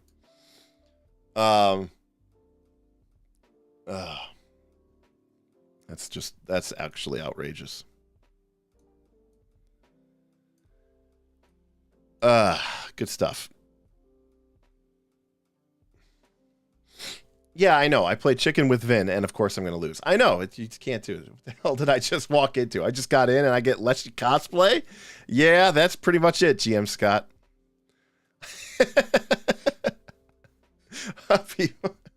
Please make Vin cosplay. Look, I can't control what Vin does, okay? 500 everyone cosplays. Deal. I'll make it happen. Oh God. All right. This is the new mega ultimate goal, okay? Because it's gonna take us at least a couple weeks, you know, maybe like a week or two to get this game organized, and I want to make sure that we get this up here. But this will be an ongoing goal over the next couple of live streams. If we get to 500, everyone cosplays as a Leshy.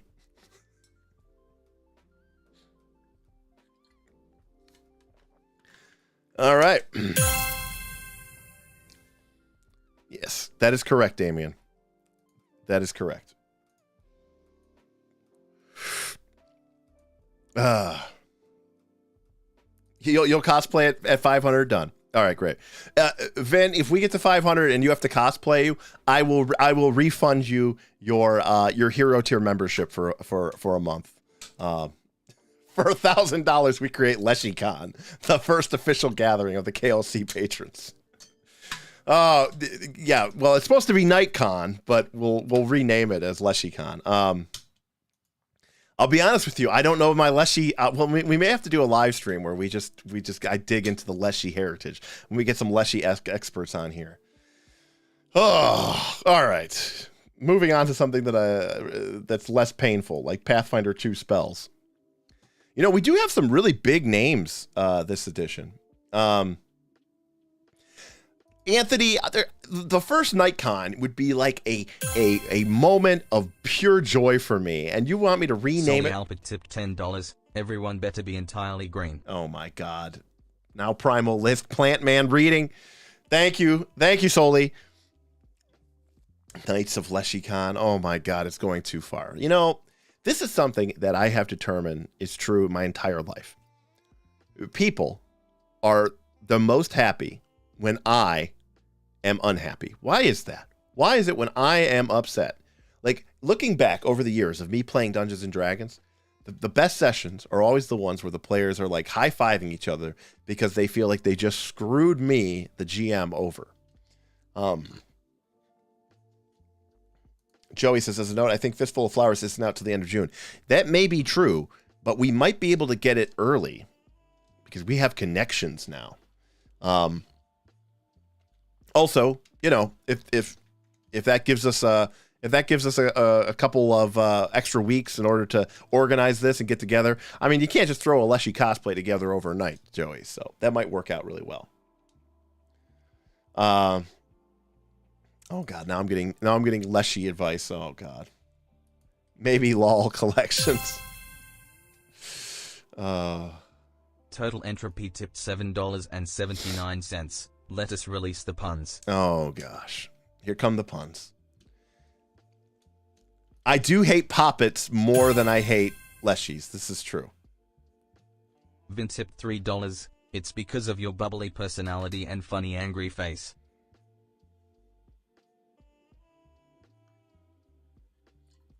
I just want to enjoy my role-playing games, okay? Oh, Brothleth doesn't know why I hate Leshies and poppets.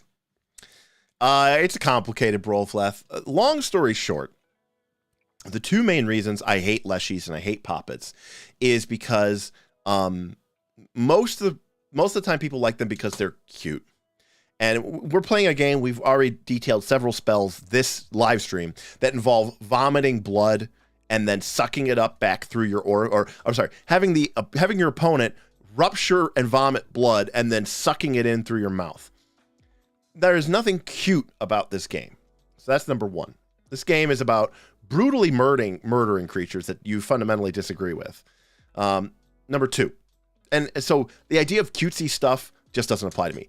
As a whole, by the way, like Funko Pops. I think Funko Pops are stupid. I like art. I like sculpture. Funko Pops to me are just dumb because why are you taking something which is inherently not cutesy and making it cutesy? Don't like it. I mean, cute things could be cute, you know, but you know why it's like there's this modern day obsession with taking things that are very much, it's like it's all part of that like irreverence attitude that's part of modern day society, this sort of to be subvertive, to subvert expectations. Oh, look at that! It's a brutal serial killer. I have him as a Funko Pop. It's just this weird societal thing that I just don't get. So that's number one. Number two, and this actually, Leshies and Poppets are just top of this list because they are fundamentally really weird and really strange creatures. I feel like I respect these other ancestries more than other players do. Everybody else just picks these ancestries like they're no big deal. And I think it is a big deal. And the closest explanation I use, and it's a metaphor, and I apologize if you've not seen Game of Thrones, but in Game of Thrones, like, everybody's a human. But there are these very rare creatures that do exist in the show. Things like giants that live in the far places of the north, or creatures like the children of the forest, which are not that dissimilar to like a dryad or even a leshy. They're very rare and they're very special. And the fact that they are existing is very, very, very much, they're specialized creatures that are unique almost in their presentation. If I were to play a Game of Thrones RPG game and we start the game off in King's Landing and 3 of my 4 party members showed up and they were children of the forest, it would just be absurd. Like, you're not respecting the how special and rare and incredibly important that these unique instances of this being are. People just pick them, I don't know, to be silly or to be cute or just to be trolly or memey. I don't like it. I actually think Leshies could be pretty serious or creepy in the right context. It's just that the art is always cutesy kawaii. And I agree. I actually completely agree with what Soli just tipped there. Thank you for the tip, by the way, Soli. I do agree with you. I think that Leshies kind of could be really weird and creepy and could even be part of some sort of strange, like, druidic plant horror almost. Like a really good version of Troll 2. But they're always played up for the cutesy, kawaii or whatever, so I just don't like it. Reaper, I generally speaking kind of don't like gnomes for that reason. I agree. Anyways.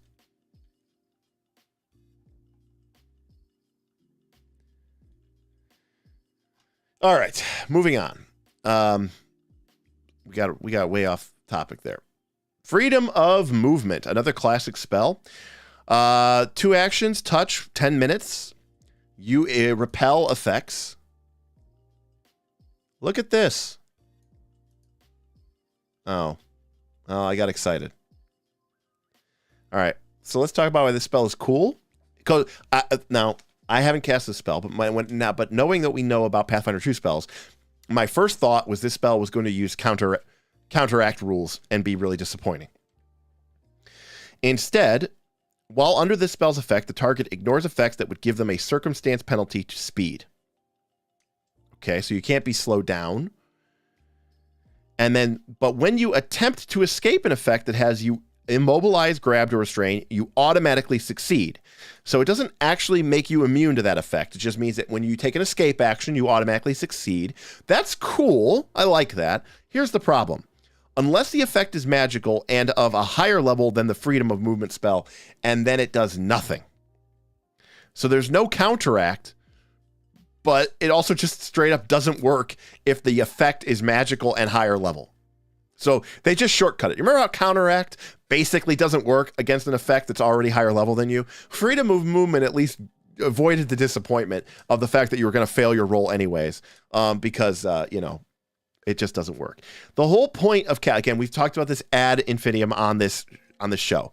The whole point of a defensive or reactionary spell is it needs to be stronger than the spell that it is defecting. Now, that being said, getting to automatically escape from an immobilized, grabbed, or restrained, if it's not magical, so big tentacle monster, big grabby monster, is still pretty powerful. There aren't really actually all that many things in the game that gave you immunity to, that give you a circumstance penalty to speed. If this spell made you immune to slow, it'd be really powerful.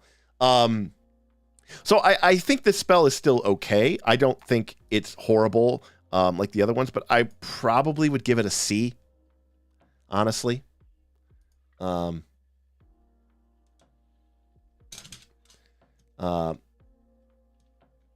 Yeah, freedom of movement is maybe a B or even a C. I personally think it's a C. K-Swiss Stack says, yes, when other counteract spells are D&D 3.5 and D&D 5e, obscuring the fact that they only care about combat with pointless words. Freedom of movement is 4e, actually honest regarding its intent. That's right. It does not let you ignore difficult terrain. It doesn't even counteract Ray of Frost, a cantrip.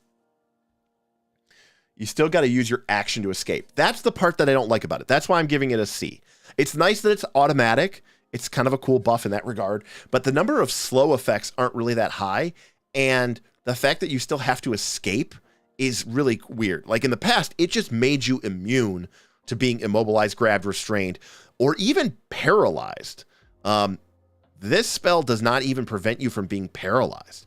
But even if those effects came upon you, if they were immobilized or paralyzed, say from a higher level caster's paralyzed spell, this wouldn't do anything. Kind of crazy that it doesn't actually do anything. I think the circumstance penalty ignoring is actually regardless of level. Yes, I agree. It says, while under the spell's effect, you ignore any effects that would give you a circumstance penalty to speed. But it's a circumstance penalty to speed. It's not a status penalty to speed, Floyd. And something like Ray of Frost, a cantrip, gives you a status penalty to speed. So... I like that it's an automatic, that it's a automatic success on escape, but I hate that it doesn't really work against powerful magical effects and that it only works against circumstance penalty. Henry says, auto escape is great against grabber creatures, as you said, and there are, in fact, a lot of those that you run into. I think it's a B. I mean, I agree. I mean, generically, if you know 100% that you're going to go up against a creature who is like really big into grabbing, that this could be a powerful effect. But remember that grab typically takes an action from the creature that's grabbing you, and grab only lasts one turn. So, like, they have to re-grab you the next turn anyways. So every time that a creature is grabbing you, they're wasting an action too. So, like, it's kind of almost good to be grabbed in certain circumstances. I don't know that I can go with a B, Henry. I think it's gonna stay a C. I think the fact that it doesn't work. If you know what creature you're going to fight, a D could be an S. And solely that is the hallmark of this show. And in fact, I think that's actually something that Paizo intended when they created their game. And it's something that I think it's very important. I think a lot of people miss. Solely, you obviously understand this. A lot of people I look at this, and I know Self-Confessed Cynic looks at this, and we think spontaneous casters on the surface are way better in Pathfinder 2 because of the way that spontaneous spells work with heightening, the way that you can dial in your levels with incapacitation spells if you have it as one of your signature spells, and they just get flat out more spells. But the whole point of prepared casting is the ability to customize your loadout for exactly the right thing. And I know that in my prior days, back in the day of playing like 3rd edition and 2nd edition D&D, I always liked to play wizards. That was my jam. And a big part of how I played the game was, we're used to playing these APs now where, like, you don't like go to save the princess and then, check it out and then go back and then rest the night and then, take a different load out of spells because now you know what you're up against, and then go back to try to rescue them, right? Like it's more of like action heroics. It's more like a movie. And it doesn't really reward or even allow, in some instances, that kind of preparatory style of play that I think is so important, not only just to Pathfinder 2's game balance, but just the nature of what we consider to be D20 fantasy. Remember, I am a big believer that D&D and Pathfinder are not these catch-all games that can play anything and tell any type of story or any type of, whatever that you want. I don't believe that at all. I think these are very specific games that do a limited set of things. They do them well. They do other things kind of meh. And then anything that kind of falls outside of that range, they do really badly. And I think one of the things that these games still do really well is that classic dungeon exploring, trying to get gold, treasure levels, fighting weird monsters, coming up with crazy solutions, fighting things, exploring things, and, that kind of style of play. In that kind of world, Absolutely. If I know that I'm going to go fight up against a creature because the last time we were in there, we were creeping around the dungeon, and then we saw this area where we knew there was this big, tentacle monster, and we go, okay, we'll ignore that area. We'll ignore the west wing of the dungeon today. We'll go focus on the undead on the other side of the dungeon level. And then the next time we come back, I'll take freedom of movement, and we'll also take dimension door, and we'll make sure that we're better suited to take place of this. And if you've been watching my Night School series, you know that one of the things that I really stress to Bob is that for me personally, the best kind of combat is the one that is on paper a severe or even an extreme. But if the party is well equipped and well planned, not just relying on dice rolls, but actually, and not tactics. Tactics are things that you do in the fight. Strategies are things that you do before the fight. I think strategies are cool. I think strategizing is cool. And I think that spontaneous casters, by definition, don't strategize well because they can't change their repertoire. Prepared casters can. And so if you have a fight, which on paper is severe, but because of a good strategy and a good implementation, and because the party brought the right items and the right spells and the right pre-buffs or whatever into that fight, and suddenly that fight, even though on paper it's a severe, is a joke because everybody in the, this is the monster's whole thing is grabbing people and keeping them grabbed and constricting them and crushing them and putting them in its mouth. And then you enter that fight and everybody has freedom of movement because you knew about the creature in advance. You prepared, you took the spell, it's arcane divine primal. So the cleric took 2 instances of it. The wizard took 2 instances of it. Everybody in the party has freedom of movement. The creature spends all of its actions trying to grab everybody. Everybody just spends 1 action, gets out for free. The monster accomplished nothing on its whole round. Everybody wails into it, beats into it. The creature tries to grab everybody again. They just escape again. And then they're like, wow, that was a severe fight, and it did no damage to us. It was almost effective, worthless. Some people might look at that fight and go, wow, what a failure of the system. I look at that fight and I go, wow, what a triumphant, glorious, amazing, incredible experience to reward the players for their action, for their game knowledge, for their strategy, for their agency, and I think that is incredible. So, yeah, I agree with what Soli said, long story short. I was ranting. Hold on a sec.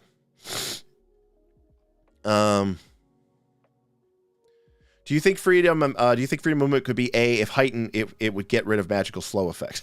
Maybe, Brovleth. That would actually probably be good. Slow is anything that can counter slow is pretty powerful. So I still think it's a C, and I agree with it. It's a C. I would say, Damien, for me, that's more D tier. A D tier spell is just bad. It works, but it's bad. That the situation that it is trying to solve just doesn't come up a lot. But when it does come up, then it's a very, very great spell. Could be an A, maybe very rarely, could even be an S. For me, F is a spell that just it just doesn't work, no matter what. Or its situation that it's trying to solve for just doesn't even exist. We're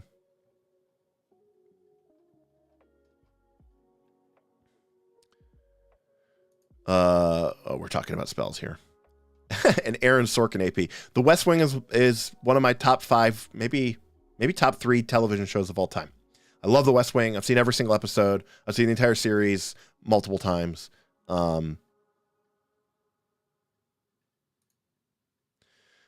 agree with that rant, except for how good scrolls are now. In my opinion, they make wizards practically obsolete. Here's the deal with scrolls.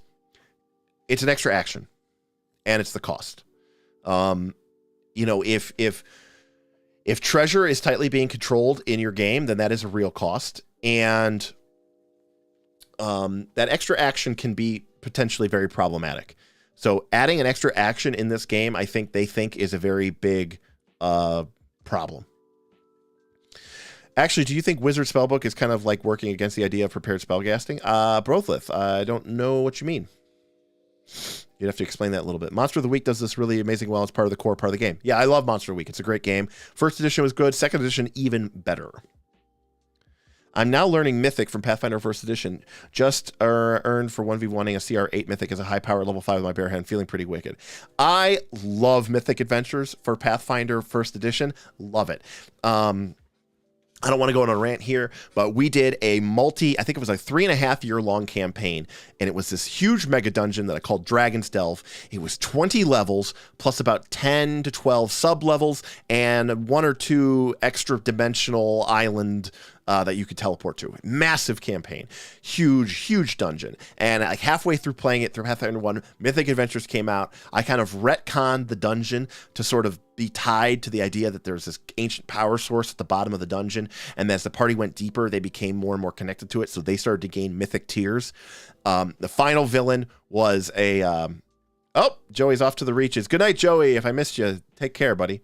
The final boss of the dungeon was an ancient... Great Worm or whatever, Red Dragon, CR 25 with 10 mythic ranks. So CR 35. Oh man, it was sweet.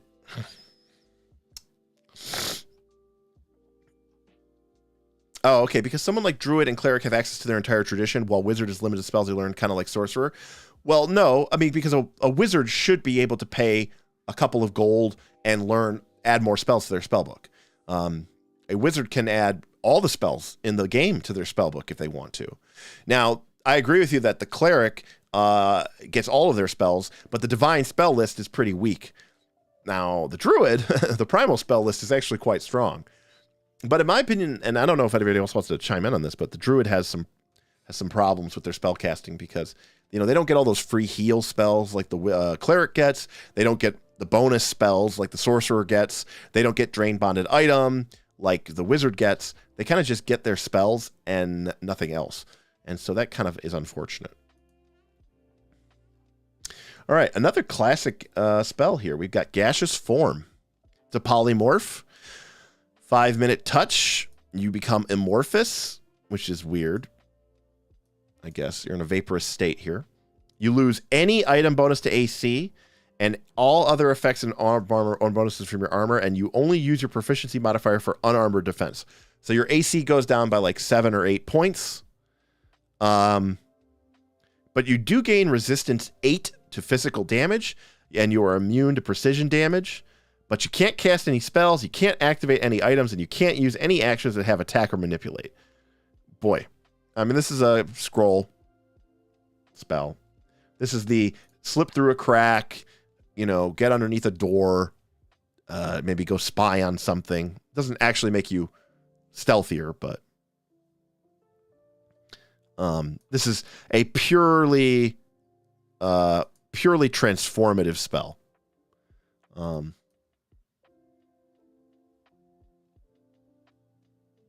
don't know. Scroll D. It doesn't stop you from being grappled or being knocked prone, Shim.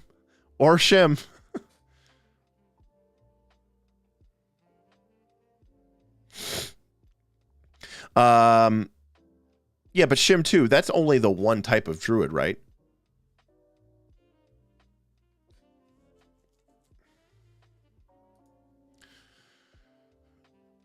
All right. Hallucinatory Terrain, another classic spell. It's uncommon for some reason. We had a long casting time, but boy, you gotta like everything else here, huh? Huge range. Huge. Now, by the way, this is an illusion spell. I get that whoever... All right. Yeah, 5-minute duration is really weird, Anthony. Definitely something I would want to fix in Nightfinder. Yeah, direction. Huge direction. By the way, if you have a direction lasting longer than 5 minutes, you should go see your doctor or cleric right away. Anyways, we're going off the rails here. I can't believe I'm gonna have to fucking dress up as a Leshy. The hell was I thinking here? I'm gonna tell this, by the way, to Smith, and he is going to laugh at me very, very, very much. And then I'm going to try to point out to him that if we get to this $500 goal, that he's going to have to do it too. So then he's going to be really disappointed. Okay. This spell is, I get that it has the word terrain in it, but this should absolutely, oh, Bob, you absolutely do have to GM this nightmare. And as my employee to be, this may just have to be part of your job description. This will be the real test, Bob, of your GMing skills. Cheers. All right. Just because this thing has the word terrain in it does not mean this should be a primal spell. In my opinion, this is not a primal spell. This is illusion. This is hallucination, illusion magic. This is not a primal. But it is a cool spell. 10 minutes, but it gives you 500 feet, 50-foot area burst, and it lasts until the next time you make daily preparations, which means you could theoretically keep this spell around forever. And by default, it lasts all day. You create natural terrain, and you can make it look, sound, feel, and smell like any other type of terrain. And that is really, really cool. And if you heighten it by 1 level, you can also disguise structures or create your own illusory structures. So this is the perfect cool spell of, like, you know, the orc war party is moving through the forest. They're going to find the elves' small little village or encampment, and you use hallucinatory terrain heightened to level 5, and you can make everything kind of just look like the forest terrain. Or you could hide a cave entrance by making a waterfall look like it's flowing over it. I love spells like this. I think this spell is really, really fun. The heighten, yes, Anthony, completely agree with Anthony here. Heighten is only 1 level higher. It's not dog shit. Floyd, it also has high fuck with people potential, and you gotta love that, right? I love the duration. I love the range. I love the area. Is it powerful? No, but I think it's fun and it's interesting. It feels powerful. It feels magical. The fact that it lasts not just 10 minutes or an hour, it's just like those spells are just so boring. And the fact, again, remember, any duration which lasts until the next time you make your daily preparations, you means when you do make your daily preparations, you don't have to regain that spell slot, and the spell never drops. So functionally, a character of high enough level could cast this spell and cloak something or hide something forever, as long as they basically are willing to keep that spell slot sacrificed. I love this idea. Henry, I do agree with you. This is more of a GM spell. And I don't want to say it's a GM spell because I do think that it's a player spell. Shim 2, I don't think you're going to cast this spell like every day like that. Yeah. So I think players could get away with a lot of this. And so I love this spell, and I'm biased, and I think this spell is fun. It's magical. It's creative. It's inviting. It encourages. These are the spells I'm telling you, people. I know people accuse me of saying I only like combat. I don't. I will admit that the game, as Paizo presented to me, is a lot about combat. But I actually really like the part of the game that is shenanigans, exploring, playing with the world. It's not even what most people would call role playing. Because I'm not even talking about being in character. I'm not even talking about doing anything related to my character's goals or motivations. Like when I'm playing a game like Monster Hearts, or when I'm playing a game like Blades in the Dark, yes, I'm very much focused about my character and my goal. When I play most D&D games, it's just like me playing EverQuest or World of Warcraft, okay? I am exploring this game world through the lens of my character, but it's very much just an analog for me. And I like to just push buttons and see what happens and try to create weird effects and try to sneak one over on the game. And I really love that stuff. And by golly, this spell does it. All right. Hydraulic Torrent. Let's keep it going, folks. Let's go to 10 tonight. Let's go to 10. Let's see if we can knock this out. I think we can. Okay. Because the sooner I knock this out, the less chance it is that this tip goal folds out. But remember, like I said, though, this tip goal is going to be ongoing because apparently this Fistful of Flowers adventure isn't even out yet. So we have a little bit of time yet before we get to this. But my God, we'll be in trouble. Oh, God, that's horrible. Soli, you sound like Bob when he's got to go to city council meetings for his architecture job. Leshy Illusionist. Fun times. Enjoy your fun Leshy party time. Not yet, Soli. You'll be there for it. Thanks, Soli, by the way, for the cool comments, the tips, and really appreciate you. Thank you so much. All right, let's move on to Hydraulic Torrent. Let's see if we can get through these. All right, after all these spells, we got a plain and simple Blast of Water. It's a line. It does 8d6 damage. Unattended objects fail. Creatures and objects that fail to save are knocked back 5 feet. 10 on a critical failure, and it heightens by 2d6. This is like a fireball line, but it does bludgeoning damage instead of an elemental type of damage, which is pretty cool against creatures that might be resistant or immune to certain elemental types of damage. Seems like the damage is okay. It scales pretty well. 8d6, 10d6, 12d6. Just up there with Fireball. Yeah, I think the knockback, though, Anthony, I mean, Fireball doesn't knock anybody back, right? I mean, Fireball was S tier, so I don't know. Seems like it's a reasonable B. Ew, line. I mean, if you're in a lot of corridors in your game when you're inside, it is weird that are fire creatures weak to the water tag? I do not believe they are. Strangely enough. Let's see.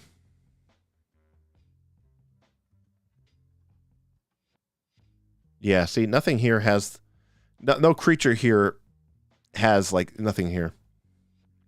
Yeah, I think it doesn't really do anything. The fact that it's water, it's fine. It's just it's reasonable damage. It's better than it's your average baseline, and I think that's fine. And you get a little bit of extra bonus of knocking somebody back 5 feet, so it's fine. All right, another classic spell from the days of yore, going all the way back to first edition. Ice Storm. We got 3 action though. Wow. Okay, so this is a little different.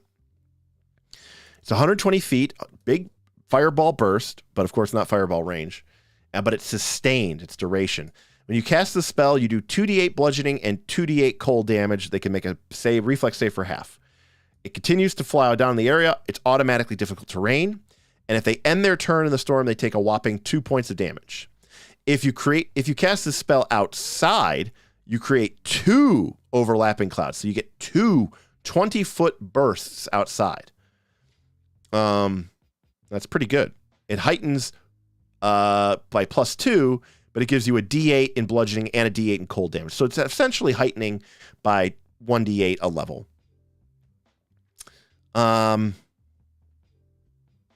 So this spell's okay. It's 4d8 damage. A fireball at this level would be 8d6, which is 28 damage, and 4d8 is 18. So it is a lot less damage. But if you cast it outside, it's actually pretty sweet. You get big area, and that whole area being difficult terrain is something. And you don't have to sustain it, but if you want to sustain it, it's a little bit thing. Again, though, it gets killed here. Steven, I think, nailed it. The sustain is underwhelming, and the 3 actions is a killer.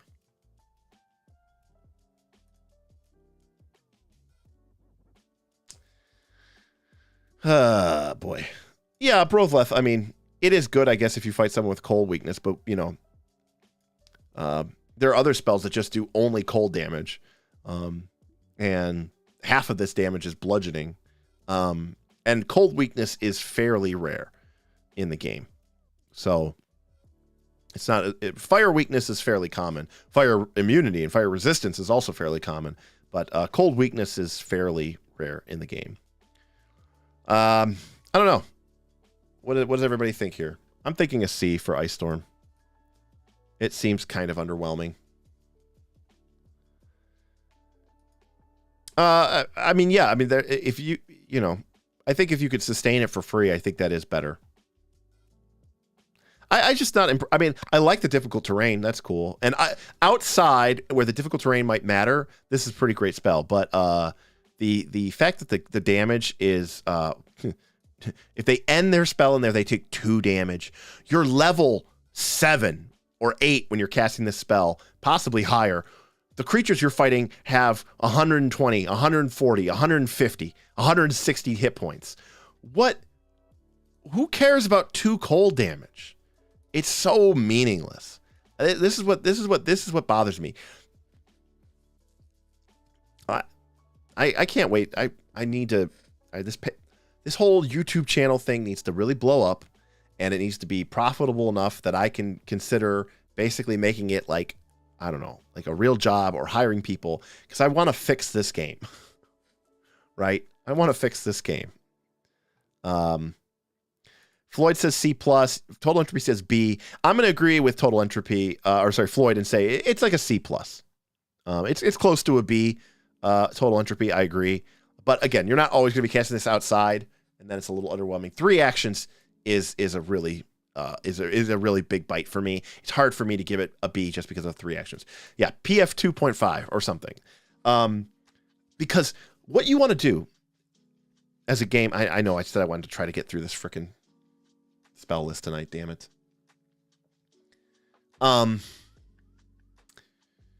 You want people to have to make interesting decisions. Okay? You want them to be able to make interesting decisions. Taking 2 cold damage is not an interesting decision, right? Because you're just going to take it. It's almost not a decision. Like, let's say this was something. Now, here's the thing. It's automatic, but you control it. But what if it's not to your advantage to do so? Imagine if this said, any creature that ends its turn in the storm takes 20 cold damage. Wow. Now I've got to think about something. Now this is a real choice. I could say, screw your spell. I'm going to stay wherever I want to stay, and that's fine. But now that's a real decision because taking 20 cold damage automatic is a big deal. On the other hand, if I want to say, I don't want to take 20 cold damage, I want to not do that, then I have to go where you don't want me to be. Or I'm sorry, I have to go where you want me to be. You don't want me to be here. You're controlling the area. And I have to deal with the difficult terrain. Right now, this spell doesn't motivate a creature one way or the other. And that's the problem with it. Damien says, interesting decision is the Redeemer's reaction. I agree with you. I agree with you. In fact, if you remember in our Knights of the Last Call, Rise of the Rune Lord, Nick's paladin, Nick's champion, a paladin of Iomede, was or Iomede had wrath against one of the wrath spells. But I remade it. I redid it. And I reworded the spell Litany Against Wrath, and I renamed it to Litany of Protection. And the way it worked instead of the way it was written, which I thought was stupid. I owe my daddy. I like that one. Litany Against Wrath is written that you cast it onto a creature, and if it fails its will save, then the first time it attacks a creature and hits, it takes some damage. Okay? But think about the problem with that spell. Well, that's not really going to what's the creature going to do? I mean, it's damage. It's 3d6 damage or something like that.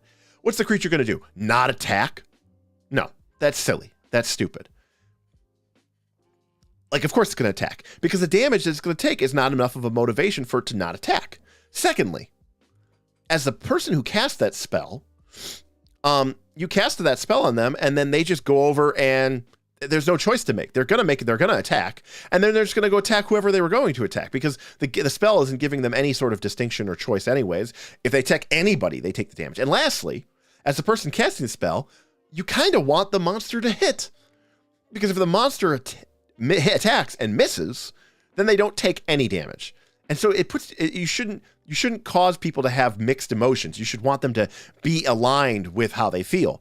And so when I changed the spell to this spell called Litany of Protection. And the champion sort of binds a creature into warding them against attacking other people. And it changed it so that if the creature fails its will save, then the creature takes this automatic damage. If it even attempts an attack against any character, except for the champion. And now the monster, or whoever's been targeted by it, has this interesting choice. I could ignore the effects of your spell, but then I have to attack you, the champion, with the really high armor class and the raised shield, and basically ignore the soft, squishy casters. Or I can ignore you, and I can go try to attack the sorcerer like I want to, but then I take this automatic damage penalty, and it's substantial enough that it's not nothing. That to me is a far more compelling spell than Litany Against Wrath, because it makes for this interesting decision, this interesting moment.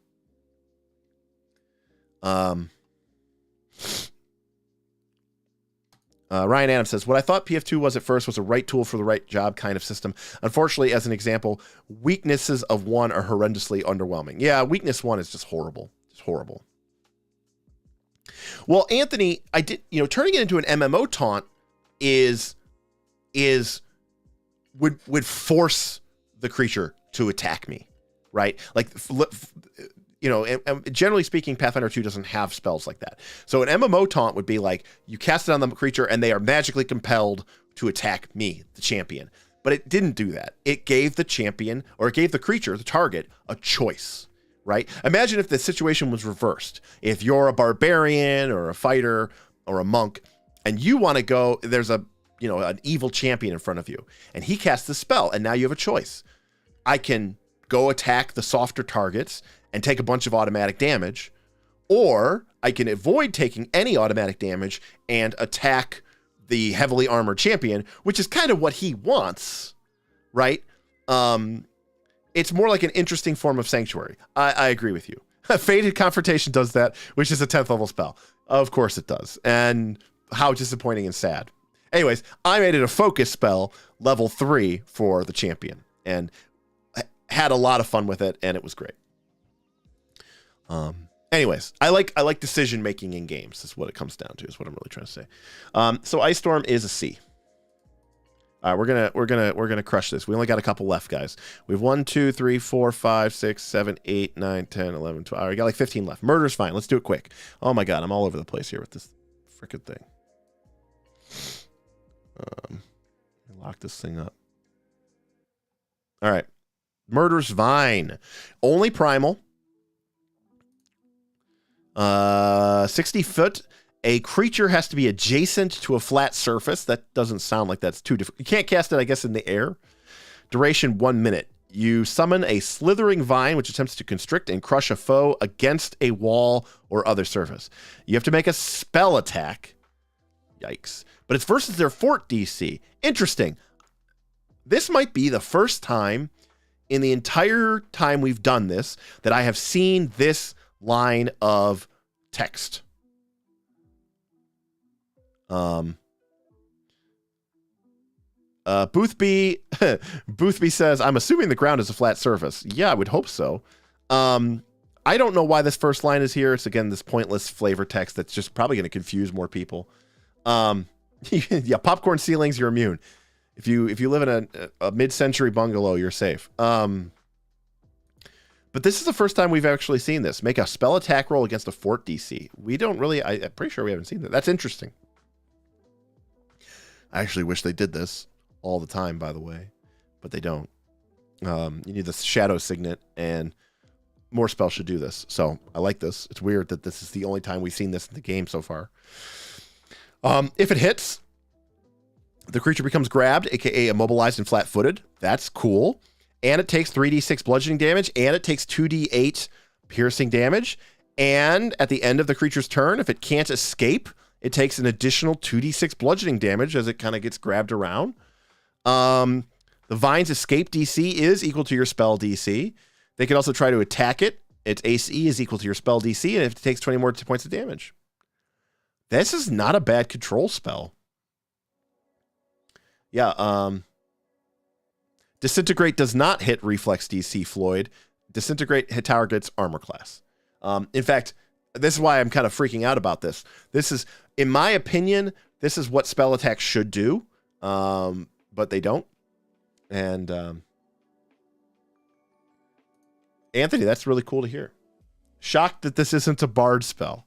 I like this spell. It's cool. It's fun. I think this is a good controlling target spell. You're going to make them eat up actions trying to escape from it.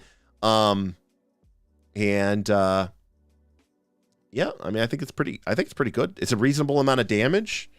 They're going to be immobilized. It's got a good enough range that you can actually use it. Boothby says, interesting that the first time that we see this type of attack against spell DC is from Secrets of Magic. Agreed, Boothby. I do think that's interesting. Boothbay. And I do wonder if that's a new design idea. I mean, we certainly saw that in the Shadow Signet. Yes, Steven says Shadow Signet came out in this book too. So clearly, I think they were maybe they were starting to realize that spell attacks versus armor class don't work in their system. Right. Later level spell DCs don't keep up with armor. So it does have the same problem with attack spells. But Flame Loud, this isn't attacking their armor class. It's attacking their fort DC. So that's very interesting. So that's kind of interesting. By the way, that's how saving throws worked in 4th edition D&D. In 4th edition D&D, you had Fortitude, Reflex, and Will, but they were not they weren't bonuses that you rolled. They were like ACs. So you had your armor class, which was like your physical armor class, and then you had your Fortitude defense. They were called defenses. So you had your armor defense, you had your Fortitude defense, your Reflex defense, and your Will defense. And they were basically just the DCs required for an enemy to hit you. So if a creature wanted to charm you, they would make their roll against your Will defense. If they wanted to grab you, they had to make roll against your Fortitude defense, that type of thing.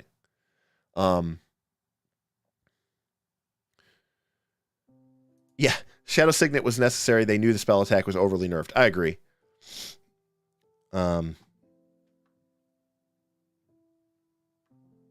Yeah, I doubt that they errata it too, KC, but it is interesting that this is here. But this is a cool spell. I like it. I actually do like it a lot. Okay, this spell sounds like it's going to be horrible. We'll see what it is. Well, the first thing we'll note is it's a contingency spell, which is cool, but it does have incapacitation, which is interesting. And again, why is this spell? It's an illusion spell. Why is this spell primal? The casting time is 10 minutes. The duration is 24 hours because it's a contingency spell. You gain a trigger when a creature within 60 feet would make an attack roll against you. They have to make a fort save. If they succeed, they are dazzled until the end of the current turn, which means they basically will have to make a DC 5 flat check because you will be concealed. If they fail, the creature is blinded until the end of the current turn, which means they will have to make a DC 11 flat check. If they critically fail, they are blinded until the end of the current turn and dazzled for 1 minute. Flame Loud, you love this spell? This spell seems really bad. This basically gives you the effect of blur or mirror image against one attack for the entire duration of the day. I might be missing something here. The blind never lasts longer than the end of the current turn, and only on a critical failure are they dazzled, and it's still incapacitation.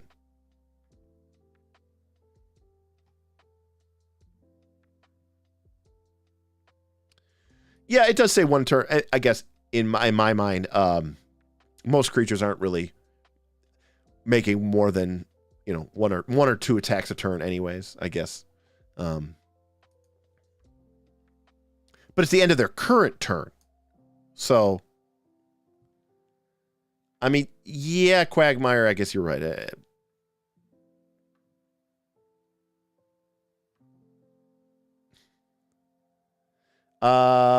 It works and it's really good as a wand. Yeah, I'll buy that.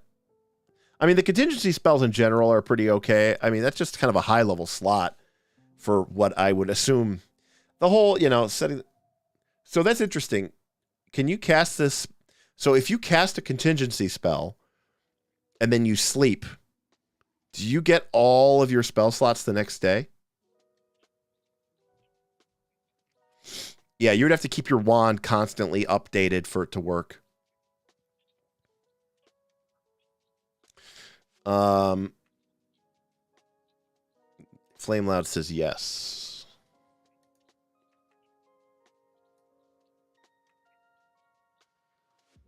Yeah, it doesn't seem to be saying anything like that. All right. Yeah, I'm not loving this spell, but I'm not going to give it a D or something like that. I'll give it a C. All right, Petal Storm. I should pay attention to this one. This one might come up in my upcoming Leshy. Anthony, all of the contingency spells, I think, say last 24 hours.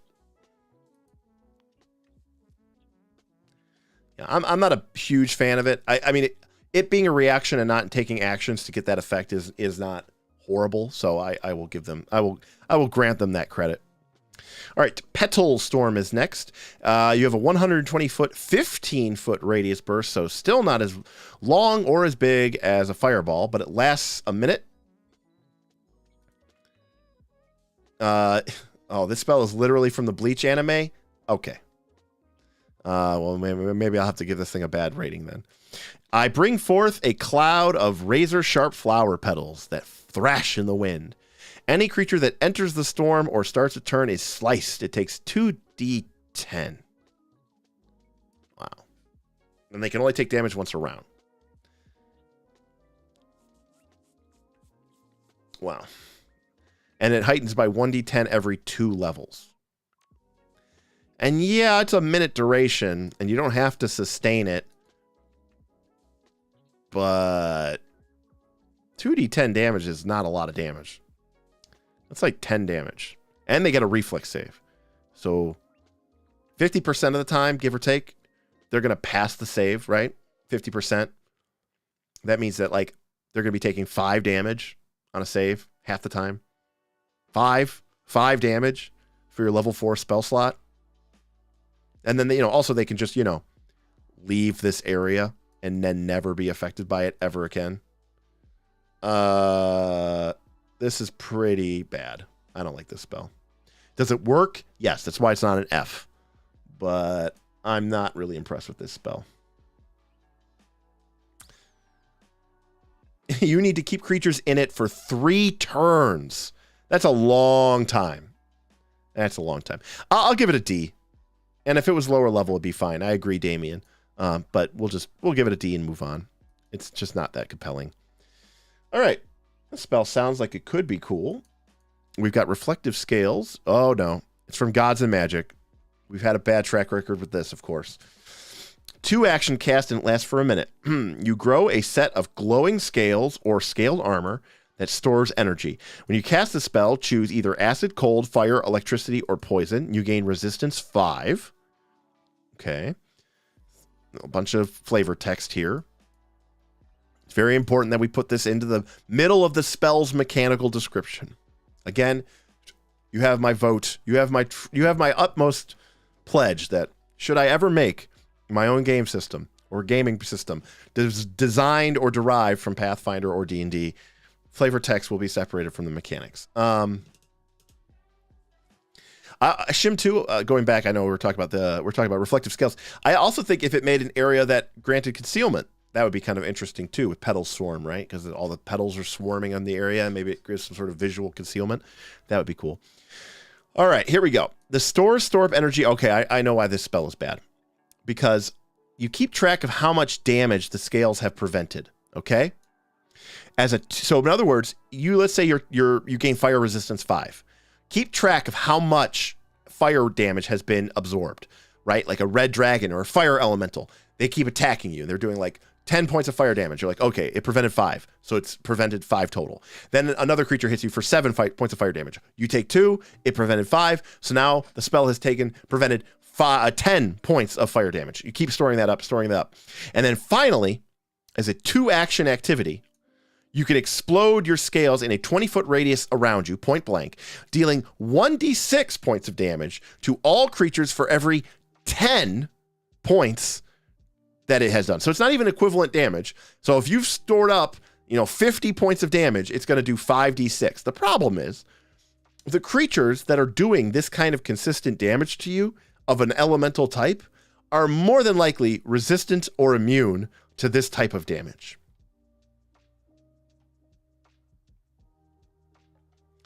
So unfortunately, while I think this spell is cool, I think the limited duration, right? Like this spell is cool. It reminds me of Sebastian Shaw's ability, right?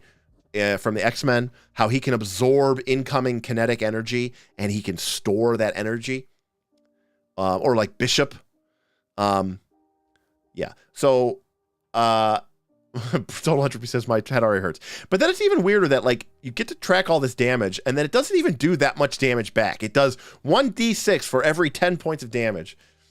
So yes, Anthony, you got it correct. If you use this against a fire dragon, it'll prevent some fire damage and then you explode outward in flames, possibly damaging your party members with more fire damage, and then it just laughs at you. F, my opinion, F for Pyramid. D, I like the idea, horrible implementation. And I agree that it is probably not a F because it does do something and it is cool, But man, is it just badly implemented, and I don't really like this. Should have been a contingency spell. Cool flavor, but it's not doing its job. If it was slashing, yeah, Brovlith. Like if the scales erupted out from you and exploded outward, and then it did like slashing damage, that would actually be cool. I agree with you. That would be neat. See, look, you're a better game designer than Paizo. Oh man, Rusting Grasp. I have a fun Rusting Grasp story. Okay, you ready? Okay. Here's my fun Rusting Grasp story. Cut to 3rd edition D&D. And I'm playing with my friends. This is probably early 2000s. And of course, Mr. Aaron Smith, my longtime best friend and constant player, is playing in a game. And they are in this dungeon underneath this ancient ruins on the northern side of Cormyr. We're playing in the Forgotten Realms. Far Sea Keep is the name of the dungeon. Now, Aaron is playing a paladin. But Aaron has such a intuitive sixth sense about traps, especially me as a dungeon master. He's been playing with me for so long. It's almost like he knows when a trap is going to go off. So I've been trying to really come up with things that'll like one up the party, right? I'm not trying to say it's a death trap, but it's, you know, it's a one up. So they enter into this sort of roughly circular room. And as the party goes into the room, they trigger a pressure plate. And a stone slab slams shut over the entryway where they just came up. And as the stone slab slams down, the people adjacent to it, I think, got to make a reflex save to see if they want to dive out of the room. And I think someone did succeedly dive under the sliding stone back out the room. At the same time, in the center of this circular room, a stone pillar also dropped down from the ceiling, connecting the floor and the ceiling with this stone pillar in the center of the room. There is a grinding, horrible grinding noise, and the stone pillar in the center of the room starts to rotate. And as it does so, blades begin to extend outward from it. So basically, the whole room is going to turn into a food processor, right? And it's going to chop everybody up. Now, I had designed this dungeon specifically knowing that my party's bag of tricks. And my party, back in those days, during the 3rd edition era, clerics were very popular, druids were very popular. And everybody loves Stone Shape. It was such a fun spell. They used it for all sorts of interesting, fun things. And so, sure enough, as I expected, the one of the characters who had dived under the stone door used Stone Shape on the stone slab, which had closed and sealed the room, to try to, basically melt to Stone Shape an entryway, a portal, a doorway through this stone slab so that everybody could get out of it before it got to its full, choppy speed of death. But I had prepared for this. This was written. I mean, this is not some bullshit DM fudge thing. This was written into the description. This stone slab was basically reinforced with iron rebar. A portcullis. Basically, it was like a portcullis with a stone slab around it. And so I described that the stone melted away and the opening revealed a lattice work of iron bars and grates. And I kind of was chuckling. And then a good friend of mine who is sort of a notorious min-maxer, car opper, rules lawyer, goes over with his cleric and he says, he's like a gnomish cleric, and he goes, oh, they're made of iron? He goes, cool. I'm going to use Rusting Grasp on them. That should destroy them immediately. It says you can use it against one, non-magical metal object. And I go, Rusting Grasp, you don't have that spell. That's a wizard spell, because it was just a wizard spell in 3rd edition. And he goes, you're right, but I have the metal domain because I am a gnome and I worship some tinkerer god. And I have the metal domain, and as part of the metal domain, I get access to the Rusting Grasp spell, and I have it prepared, and I'm casting it on this grate. And sure enough, the Rusting Grasp fell apart, and the party was able to get out of the trap with no harm, no foul. So that's my Rusting Grasp story. So I have been beaten by the Rusting Grasp before. And by the way, that description that I just gave to you, right? No dice rolls were really made there. Short of the person trying to dive out with a reflex save, they used a stone shape spell, they used a Rusting Grasp spell, and then they walked through the entryway of the door. So that's kind of like that style that I was talking about before, that fourth pillar that Questing Beast kind of described as the shenanigans pillar. I that's the kind of D&D that I love. That's the kind of D&D I love. That's self-confessed cynic says, I like your gnome friend a bunch. Good play. You would have, Vin. You really would have. He was, you know what? He likes anime. And when he came and lived with me for a couple of months during the pandemic, because he was living out in San Francisco and the wildfires were out there and he was paying a ton of money, and he knew I was hard up because my business was struggling during the pandemic. And he came out and stayed with me to save money. And while he lived here, all he did was play like Persona 5 and watch Fairy Tale. That's all he did basically the whole time he was here. And I just, every day I'd come downstairs, he'd be watching another episode of this stupid anime, and I would just be like, God, I hate you so much. And he knew that I hated it so much, which is why he did it. But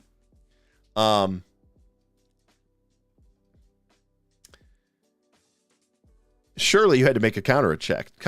Nope, it just worked, GM Scott.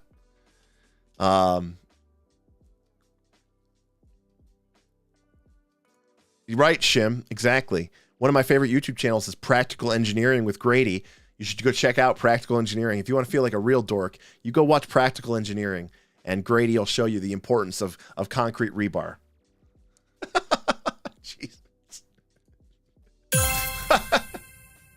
For Persona 5, Fairy Tale, and Car Up, what a chat.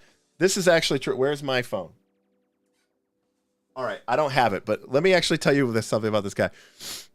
He actually was like, hey, because he played Persona 5 on my PS4, and then he, when he done living with me, he went back to San Francisco on the other side of the country and lived. And then he messaged me and he goes, hey, some new DLC came out. My Persona 5 characters are like super duper ultra maxed, and I've played through the game, all the other DLCs, and they're ultra maxed. He goes, how much for you just to sell me your PS4 and FedEx it to me, because I don't want to have to rebuild up my party again.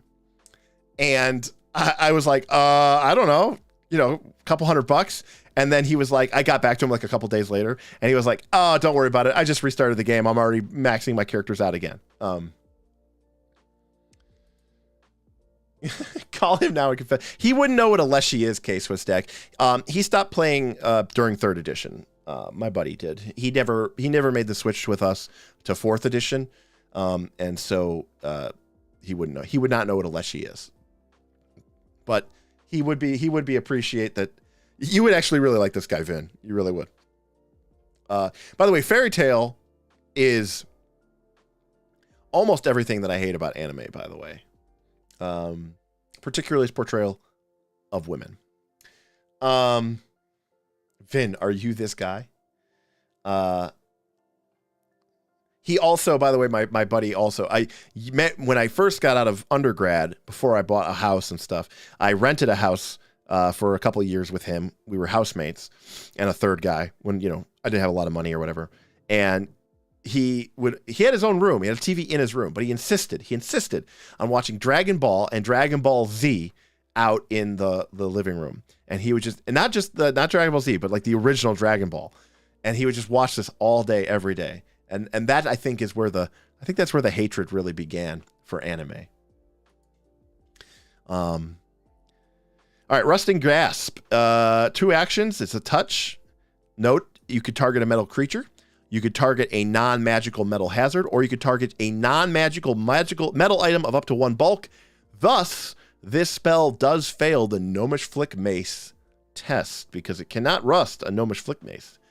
It can rust non-ferrous metals, which doesn't even make sense, but the target must be all mostly metals. Sky metals are immune to this rust. Yada, yada, yada. Blah, blah, blah. Wow, this is a lot of damn text for Rusting Grasp. Gee, I don't know. Scroll C. I don't got time for this. 10 to go, people. Let's do it. I fucking hate Dragon Ball. So not only was he a weed, but also a weed propagandist. Yes, very much. TLDRTD. All right.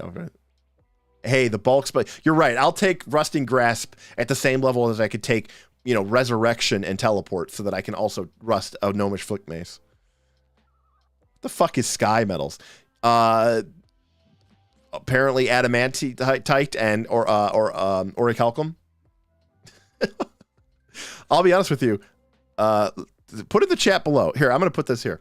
Here we go. I'm creating a poll here.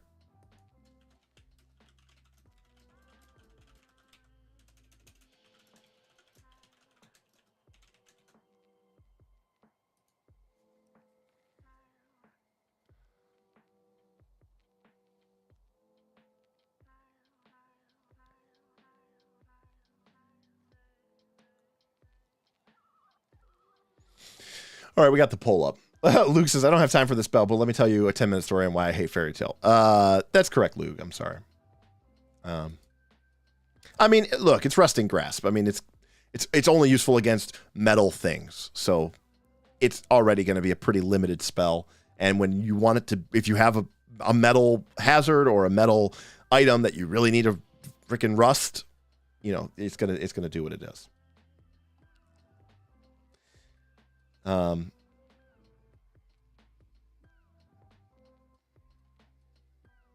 All right. Here's the thing. Look, Fairy Tale isn't great, but I also love Fairy Tale. That is accurate and on point for what you are describing.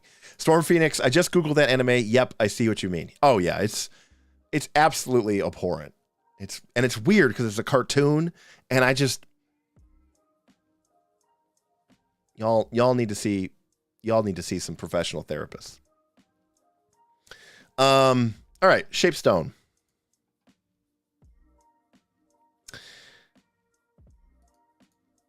I'm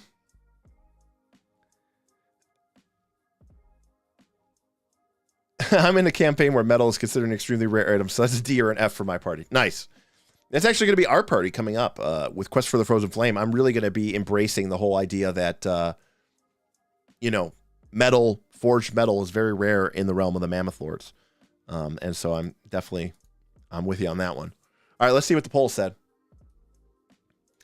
75% of you said that you knew what Sky Metals were. I don't believe you. I don't believe you.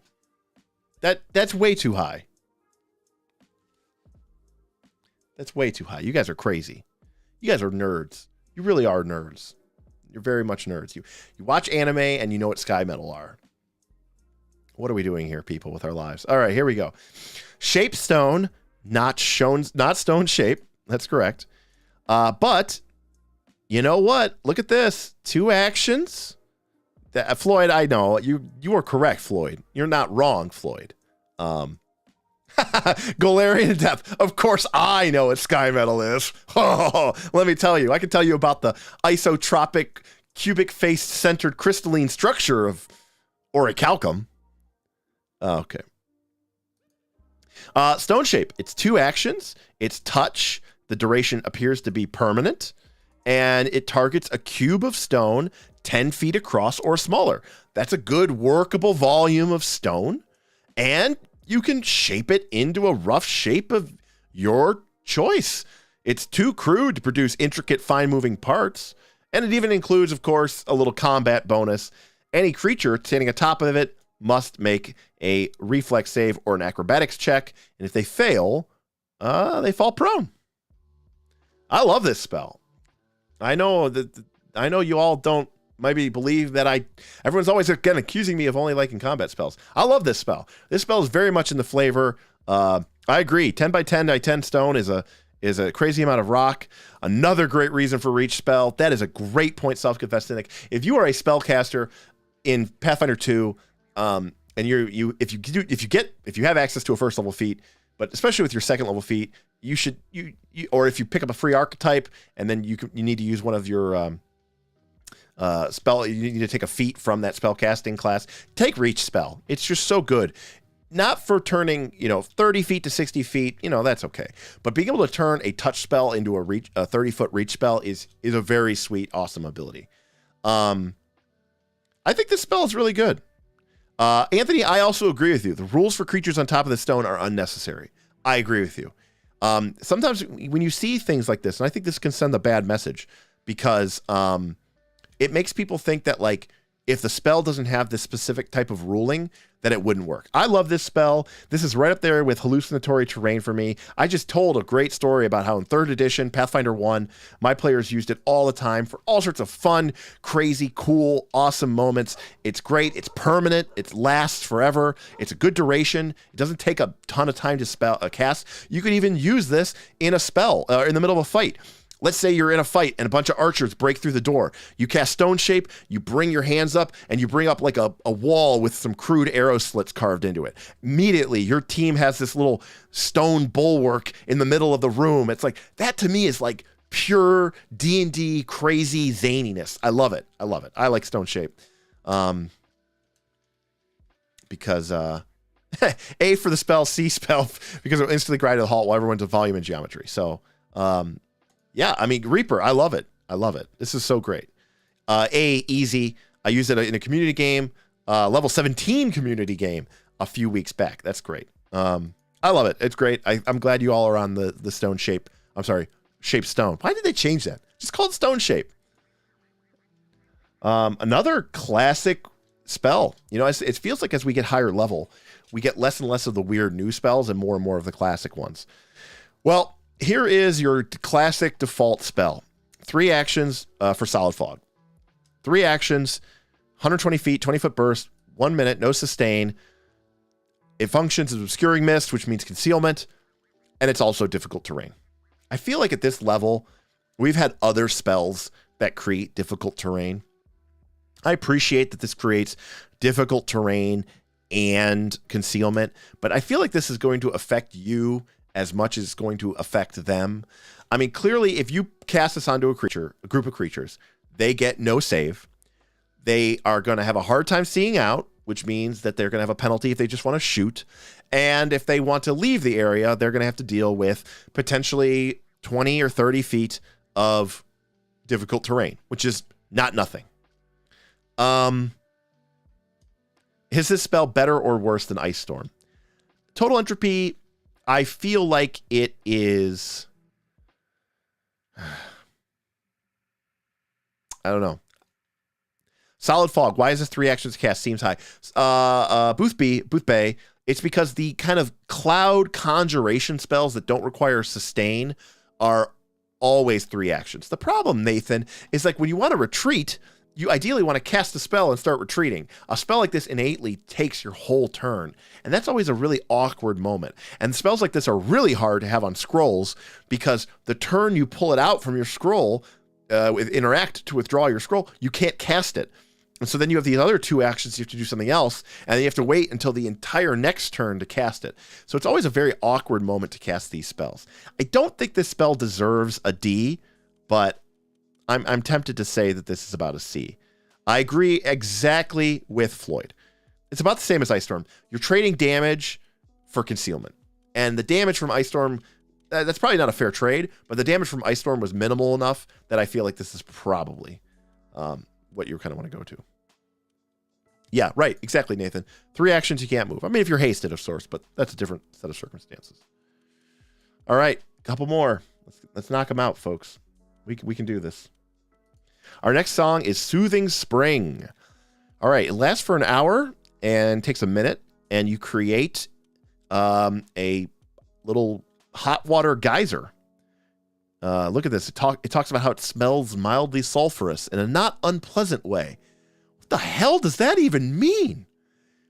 Mildly sulfurous in a not unpleasant way. Jeesh. You're able to draw out the full energizing potential of the mineral. Wow. Any creature that spends the full hour soaking in the hot spring regains 10d8 hit points and loses the fatigue condition. And that's it. Wow. D. Can we agree? I mean, in an hour, you can heal very, very quickly. The number of times that your character is actually going to be fatigued is probably somewhat limited. And I'm sure being able to recover fatigue is something, so it's not an F. But honestly, there's a lot of other ways to do it. But it fixed 16! Yes, I mean, if you have to heal up an entire squadron of people, I mean, look, I'm not going to give the spell a C, so D is going to be its best. It's not bad. It's just, when are you ever really going to cast a spell except for to flex on them, right? Oh, and there's even a medic feat for fatigued. I didn't know that, and there you go. That spell is very invalidated.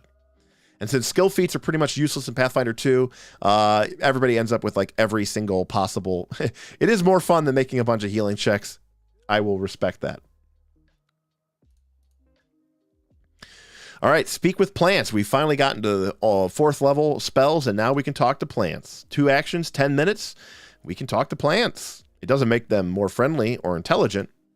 Most normal plants have a distinctive view around the world around them, so they aren't likely to recognize details about creatures or know anything about the world. I love how this spell basically goes out of its way to say, this is excuse for your GM to be purposely evasive and a dick.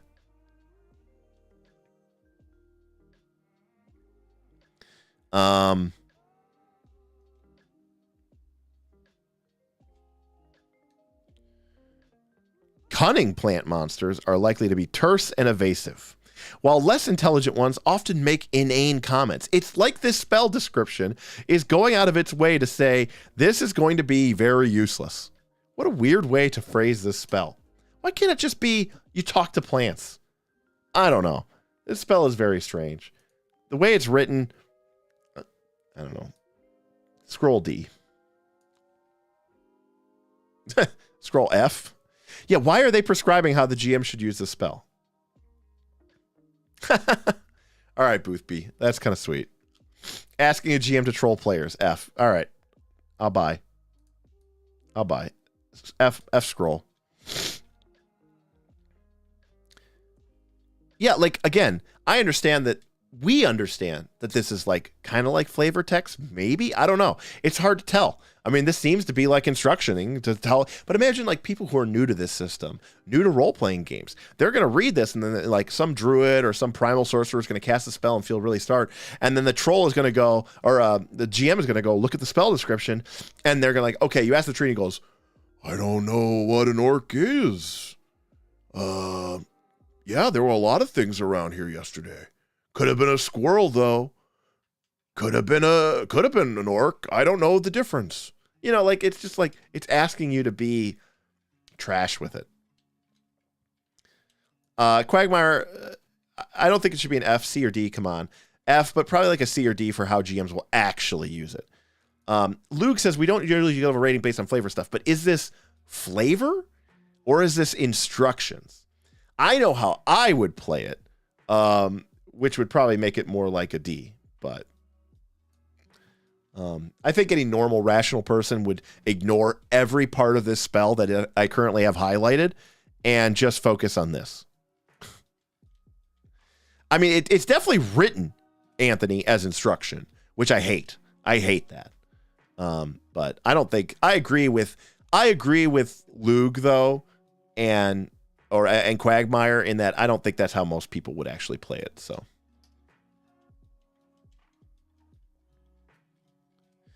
All right, Brothless says, I personally don't think scooching, I like that term better, Soothing Spring deserves F. It's not, it's a D.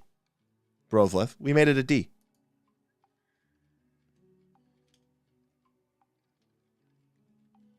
Also, Treat Wounds does have a 1 hour cooldown, but by this point in the game, Treat Wounds is a 10-minute cooldown, and you are treating 3 people every time you treat wounds. So in an hour, you could do 18 doses of Treat Wounds. So,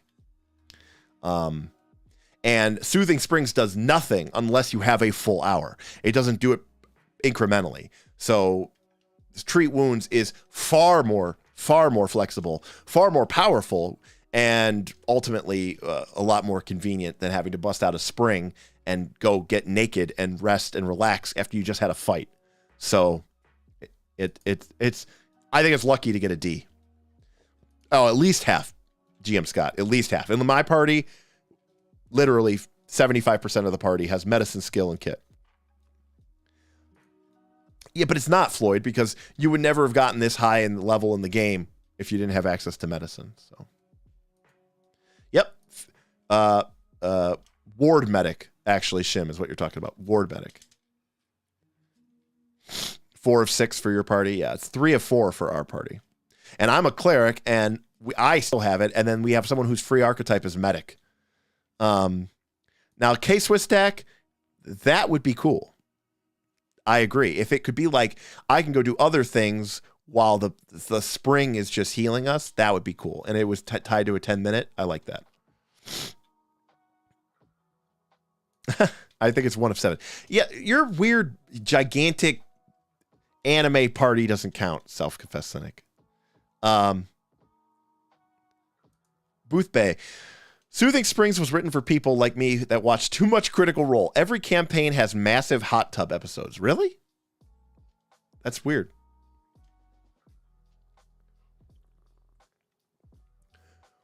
All right. Oh, Shim, yeah. Well, Lay on Hands is even better. All right, Spike Stones. A primal only spell. 1 hour, 20-foot burst, 60 feet, 3 actions. But I like that it's an hour. So this clearly is like a setting up an ambush type spell, right? You're spending 3 actions. You're setting up an area. It's going to last for a long time.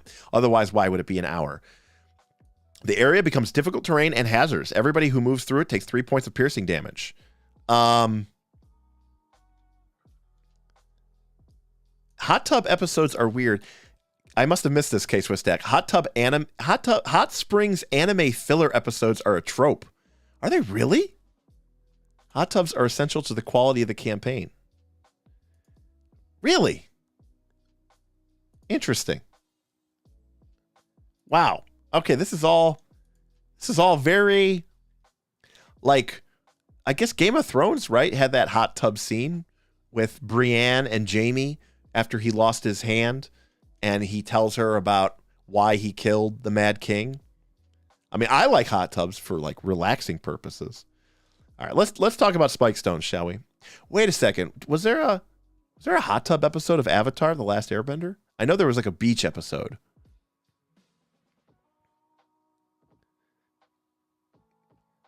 What's weird, Luke, this gets back to this thing I was talking about anime when I was talking about Fairy Tale. I know for sure there was like a beach episode in that show.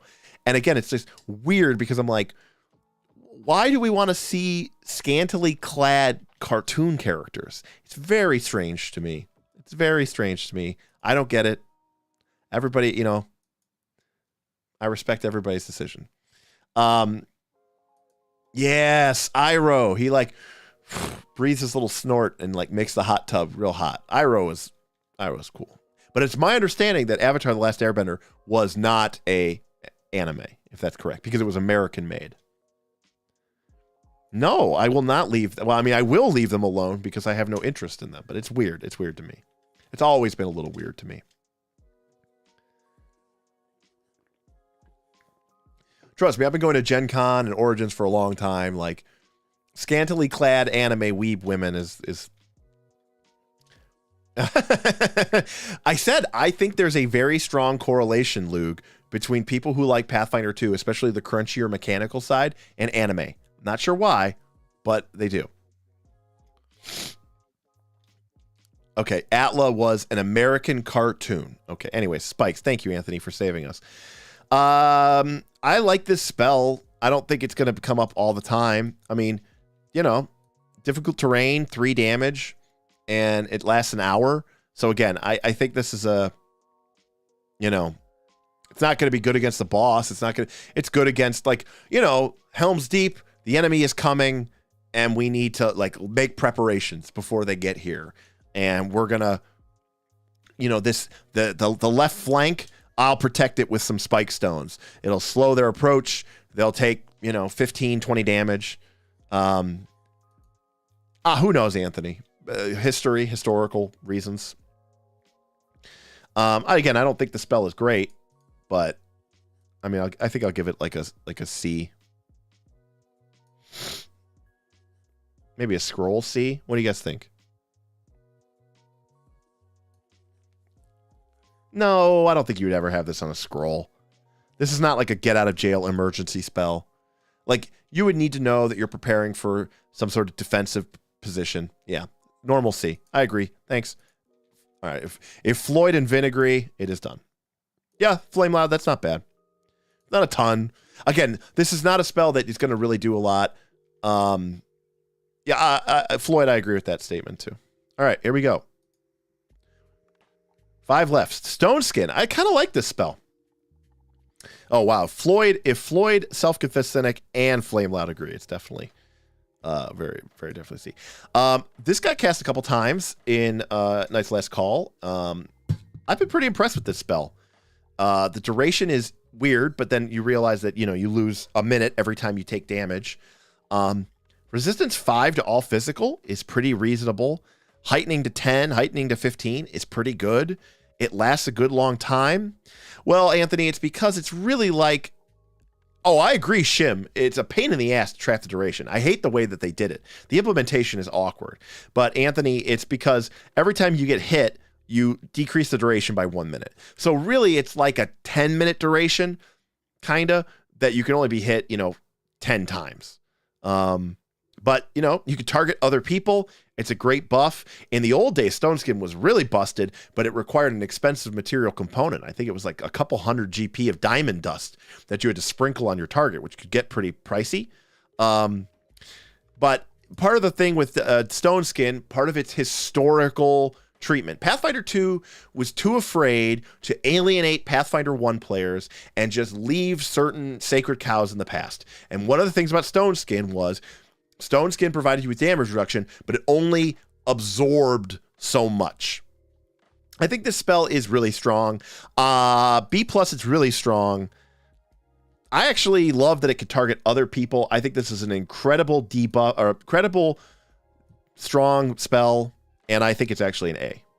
I think this is a really good spell. Yep, I agree with Brovlith. It could carry over potentially multiple fights. Hopefully you're not being attacked. Hopefully you're not being hit that many times. I like A. I really do like A for the spell. I've seen this spell in action. I've had this spell cast on me. I've cast this spell on others. I've seen it cast on my PCs when I'm GMing, and it does good work. It does good work. No, yeah, it is interesting. There's been no S tiers. I agree. Unless I missed something, Vin, you let me know. I don't think I did. All right, we only got a couple left. Swarming Wasp Stings. This is from Agents of Edgewatch Adventure Path, which is one that I never read, so it's a weird spell to be in a adventure path about police. You manifest a swarm of disembodied wasp stingers. Possibly poisoning them. Each creature that takes piercing damage must make a fort save. Okay, everybody takes D6. Well, that's mostly... So 2 actions, 30-foot, 10-foot burst. They take D6 and then make a fort save. If they make the save, they take 2d6 points poison damage. So baseline, I mean, we'll ignore critical success, but baseline, they're taking 3d6 damage. That's if they pass the save. If they fail the save, they take D6 and then they get swarming venom at stage 1, which is 2d6 poison damage and clumsy. And now they have this affliction, which could potentially, if they fail the next save against it, could be 3d6 and clumsy too. Wow. I actually think this is kind of a good spell. This is a solid, like AoE, DOT, auto damage, clumsy debuff. I kind of impressed with this spell. I mean, clumsy is one of the better ones. Lower reflex, lower AC. The area is a little small, Floyd. I mean, widen does exist. Not that many people really take that meta magic feat, but I think if it was too big, I think this spell would be really too powerful. I mean, 3d6 auto damage, or possibly 3d6 and clumsy 1 and afflicted. I like it. I don't think it's an A, but I'm impressed. I like it as a B. I like this spell. It's good. I'd take it and be pretty happy for it. B-. Yeah, I mean, you're probably right, Flame Loud, because of the duration. Oh, Shim 2. Who knows? Who knows? Yeah, the clumsy's good, but I agree with what Shim says here. That's actually totally true. All right, last couple one. This one is a weird spell. Tortoise and the Hare. What a weird name. What a weird spell. B for bees. The bees! 30 feet, you target a foe and then either yourself or an ally. This is a 1 round or 3 round slow. So on success, it's just like a slow. They slowed or they're slowed for 1 round. They pass. If they fail, though, they're slowed for 3 rounds and the other person gets quickened for 1 round. I hate tracking persistent damage on creatures. Ugh. Well, it's not even persistent damage. It's affliction, which is like worse than, because with persistent damage, you just have to note that they have the persistent damage. With an affliction, you have to note that they have the affliction and you have to note what stage of the affliction they are at. I agree. Blech. So the first thing is slowed for 3 rounds marketably different than slowed for 1 minute? I mean, yes, obviously slowed for 1 minute is a big deal. But is it being for 3 rounds really, like, I mean, that's still pretty brutal, right? So this is essentially an interesting take on slow, but it's a level higher and it doesn't heighten. Because on the failure, they get the slow for not 1 minute. Well, right, that's the point, GM Scott, is how many, I mean, they do last, and they, again, well, no, Floyd, Flame, you're only quickened for 1 round. It is meh, Anthony, but consider what slow does, which was S plus tier. And this spell does what slow does. It's a level higher. You don't get it for a minute on a failure, but on a failure, you get it for 3 rounds, which is a lot better than 1 round. And you give somebody haste, basically, for 1 round. Or you give yourself haste for 1 round. And obviously, on a critical failure, they're completely fucked, right? Like, that's just like slow. I mean, slow, well, critical failure and slow is slow too. So that's actually completely, totally screwed. I forgot about that. And it doesn't have incapacitation, just like slow. Yeah, you're right, Anthony. It causes slow too. Yeah, but I mean, we're talking about critical failures. Like, those are very rare in these games, unless you're fighting something which is way lower level than you, and then it critically failing doesn't really matter much anyways, because it was never going to really prove much of a threat to you anyways. Most things that you really are interested in slowing are only going to critically fail on a nat 1 anyways, so I don't think we should really weight that too heavily in our mind. There's a lot of text there, but it doesn't actually come up that often. I think we should just kind of debate. We know slow is really good, and getting a free 1 action haste out of it, I think it's good enough to be a B, or maybe even an A. I mean, K-Swiss is kind of saying what I'm thinking, right? Like, yeah, I think it's A. I don't think it could be S. I think being slowed for 1 minute is really powerful, and you don't have to worry about it. Yeah, slow is so good. And even though this is 1 level higher than slow, which is on paper is bad, and it has a lower duration than slow is so good. This is somehow still an A. So it's a level higher than slow. The critical failure isn't slow 2, or isn't slow 2. The duration is only 3 rounds on a failure instead of 10 rounds or 1 minute, and yet it's still an A because it's incredible. That's how good slow is. All right. Our last 3. Vital Beacon. Total doesn't quicken for 1 round on yourself to nothing. No, the next time your turn starts, you would get 1 action. You'd get that bonus action for 4 actions. All right, this takes 1 minute, and it lasts till your next daily prep. Energy radiates out for you once per round. Either you or an ally can use an interact action to supplicate and lay hands. It heals 4d10. What's interesting is it's either you or an ally. So someone else can use their action to heal off of you. 4d10, 4d8, 46, 44. I like this spell a lot. This is a nice one.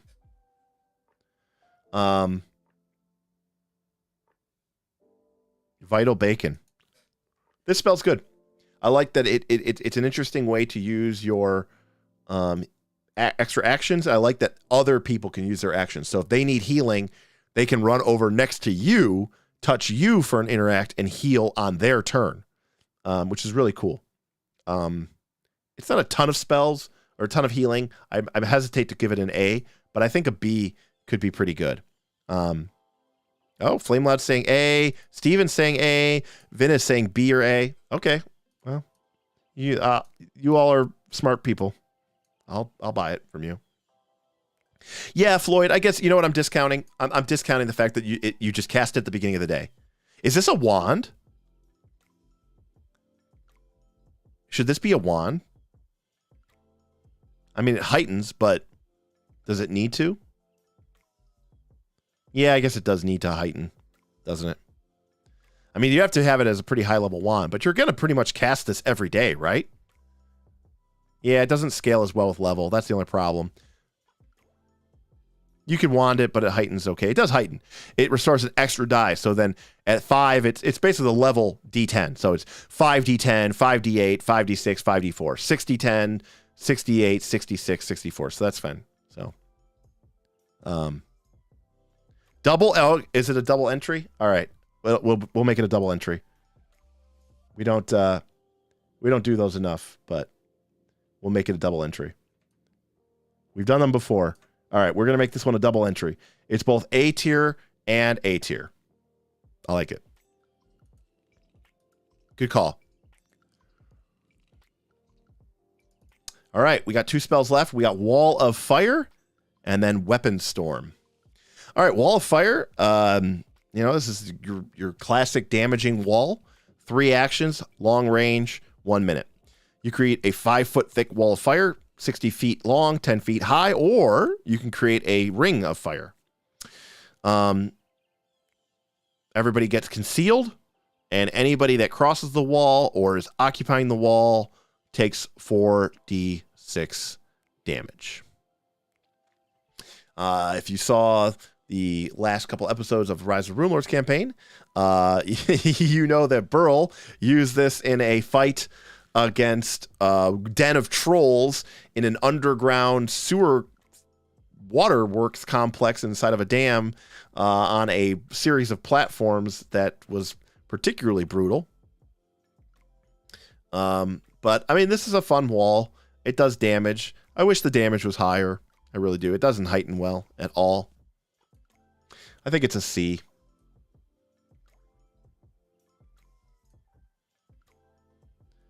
I agree, Floyd. If you can make it work with the force movement, it would be amazing and incredible. But that is kind of a tricky thing to pull off.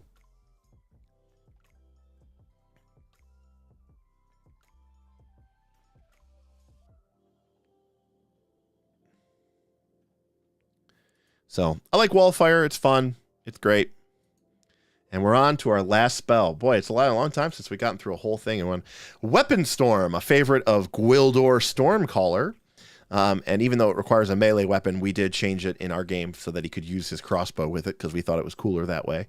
Although, unfortunately, shortly before his demise, Gwildor did throw away his crossbow because he realized it's just pointless in Pathfinder 2 to try to be a Gish by being a caster first, unfortunately. That's an interesting point, Reaper.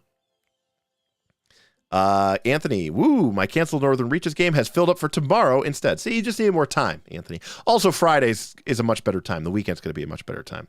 And also, Anthony, if you're ever interested in getting a Northern Reaches game filled out, reach out to those European and Aussies on the server. They will happily play the games that the GMs are willing to run for them. And, we sometimes even give double hero points for people who run them for our European and Asia Pacific friends. All right, well, Weapon Storm. Yep, it's a 30-foot cone or a 10-foot emanation. Basically, you make an attack roll and boom. You get to do 4 dice of damage to creatures in the area. It's the same type as you would do. It's a reflex save. And you kind of basically, if you're using a big weapon die, you want to do D12s. So that's pretty good. The nice advantage is it's not an energy type, so against creatures that are usually some sort of fire resistance or cold resistance or electricity resistance. Yeah. What arcane or primal caster is going to have an awesome enough weapon to make this spell worth it? Magus, pretty much. A great axe wizard with the hand of apprentice and weapon stored pog. Devastating on the orc wizard who uses their ancestral weapon. I mean, obviously, if you can do 4d12, that's pretty good. But you know, that's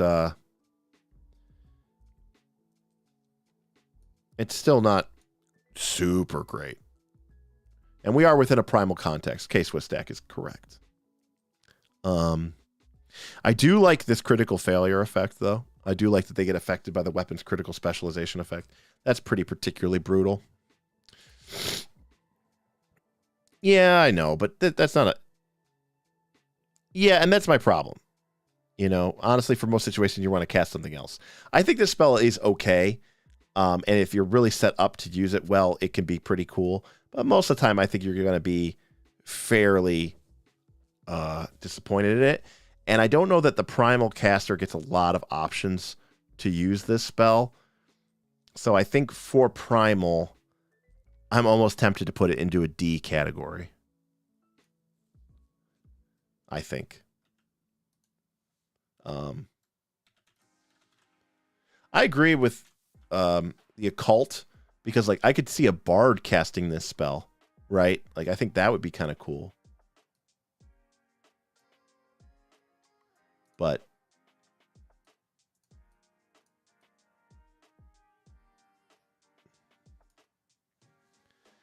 druids can have good melee weapons though, right? No, not really. I don't think they can. So, guess what? That's it. That's Primal. That's Primal level 4. Look at that. Yeah, I don't think druids really can. So what do we got here? Wow, good job, everybody. Looks like we have a pretty...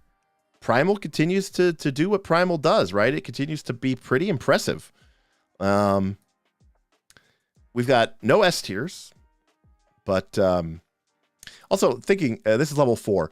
Is anything good from the lower levels particularly relevant right now at this level heightened? Right, like heightened 3 for fear. Is there anything that really heightens to 4 particularly well? Vin will know the answer to this. I don't know if there's... Because like Magic Missile heightens to 3 and 5. Fear heightens to 3. God, 3 is really... Slow is level 3, and it heightens to 6. GM Scott, that's a great... That's probably the best one. Yep, everybody's coming in with invisibility. I completely forgot about it. That spell is busted as fuck. Yeah, 4th is a weird level. In fact, historically, I was almost always disappointed to get 4th level spells. They were always kind of pretty weak. Greater invisibility, improved invisibility was really strong. But greater invisibility is right.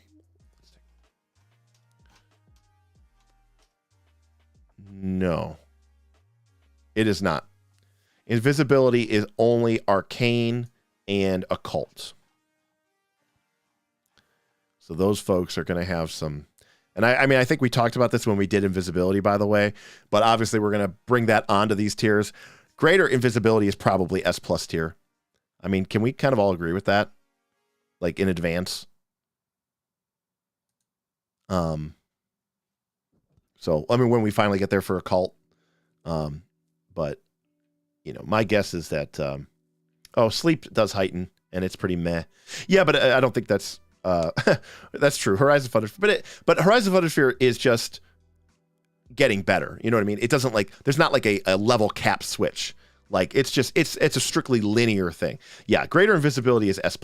You don't think it's S+? Oh, Floyd, come on. That spell is nuts. That spell is nuts. I agree. No.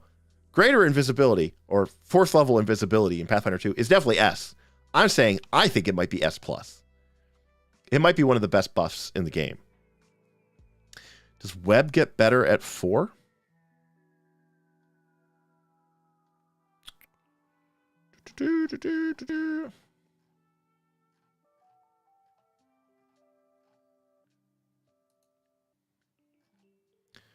20-foot burst. It's not really doing anything extra. It's a bigger burst. It's longer range. I appreciate that. It would definitely be better, obviously, but giving 2 extra levels to a spell just to increase the burst a little bit and the range a little bit probably isn't 100% where you want to be, but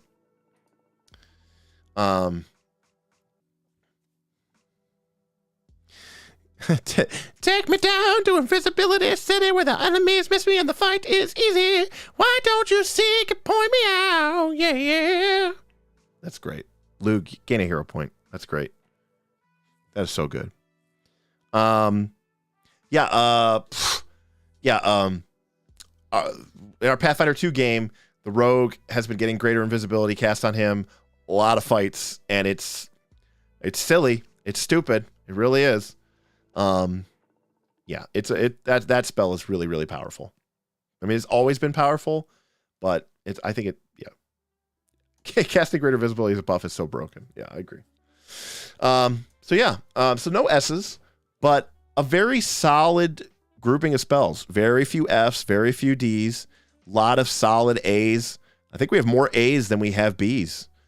And some reasonable C's as well. So again, Primal continuing to impress. I do feel, generally speaking, that the spells have gotten better as we continue to move through the game. Storm Phoenix says, I bought a level 4 invisibility scroll for a game. GM rejiggered the boss fight before we landed because he knew we'd wreck it. That's just a damn shame. That's just so horrible. That's lame. It's very lame. It's very, very, very lame. I see nothing, but I hear boss music. When you think about the fact that like the wizard or the bard is casting something like greater invisibility, where for 1 minute your PC has essentially 50% mischance. Every enemy is flat-footed to them. They can easily become not just hidden, but undetected. And then the enemy doesn't even know what square they're in. Like, it's crazy.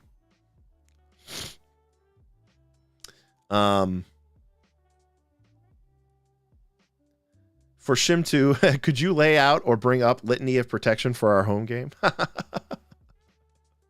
I'll shoot it. It's not that. I'll shoot it over to you on the Discord, Vin. And that kind of reminds me as we sort of wrap up tonight. Couple things, couple notes, a couple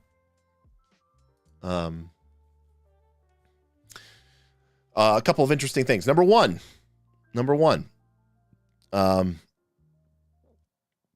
Thanks to the generous donation of the men, women, and folks of this live stream, including a particularly significant donation from self-confess cynic himself. Not only have I committed the Knights to playing a Fistful of Flowers, an upcoming Leshy-based adventure, but I'm going to be playing in it. Bob is going to be GMing it. And I have to cosplay as a Leshy. But we're going to keep this goal going, because if we can get to $500 before the end of the goal time period, before we run the game, then we will make everyone cosplay as a Leshy in the game. And it will be utterly ridiculous. And if we reach the $500, I don't even know what we could possibly think of to make it even more ridiculous. But again, we like to make it fun, and of course, important to help support this channel, because, as I was saying before, we're trying to make it legit. I'm paying my players who are participating and giving their time and energy and efforts into producing entertaining content and educational content for you all. And I like to be able to do that. And the generosity of folks like you for donating and supporting the stream, as well as the incredible support of our Patreon, it really allows us to do that. And we have hopes of maybe someday publishing something, putting something together. Who knows? Maybe we will make a Pathfinder 2.5, the Knights version. But obviously, that's going to require some capital. And that's what Patreon allows us to do. And although it may not be apparent because we haven't been there in a long time, if you watch our other videos, you also know that we have a studio. We rented it back when we needed it before we started doing our live streams. We haven't used it as much because doing live is pretty convenient, but we really miss the studio. But unlike a lot of YouTubers, we have this overhead because I have to pay my rent each month for this studio. And again, the generous donations of everybody helps keep that financially solvent. So it's really, really awesome that everyone's doing that. And I really encourage you, if you're interested in learning more, not just about Pathfinder 2, but if you really want to get into more of the RPGs that you've always heard about or thought you might be interested in, check out our Discord. I know we seem like a Pathfinder 2 channel, but really we are an RPG group that really, really loves the whole hobby. If I have to say anything, we're probably not a big 5e game community. So if you're really interested in 5e, not saying that's a bad thing, but that's probably we're probably not the best group for that. We have a 5e section of our Patreon. It's just not that popular. But Pathfinder 2 is great. But we talk as much about indie games and new games, 2D20 system, Year Zero engine, Legend of the Five Rings, Powered by the Apocalypse, Forged in the Dark, you name it, we're playing it. Burning Wheel, Torchbearer, Mouse Guard, and these are all getting played. We are setting up community games. Our GMs are running them. These are experienced, hyper-experienced GMs. And then, of course, we have Northern Reaches, where if you want to play Pathfinder 2, we've had people who have been playing sometimes 3 or 4 Pathfinder 2 a week. This tip is to pay for pesticide. Oh, Matthew Keene is getting in here with the pesticide vote. I love it. I love it. Oh, man. That'll be funny, too. Matthew, thank you very much. Thank you very, very, very, very much. Appreciate it. We need some. I appreciate your vote for the pesticide because, unfortunately, I did not expect this to be, the case.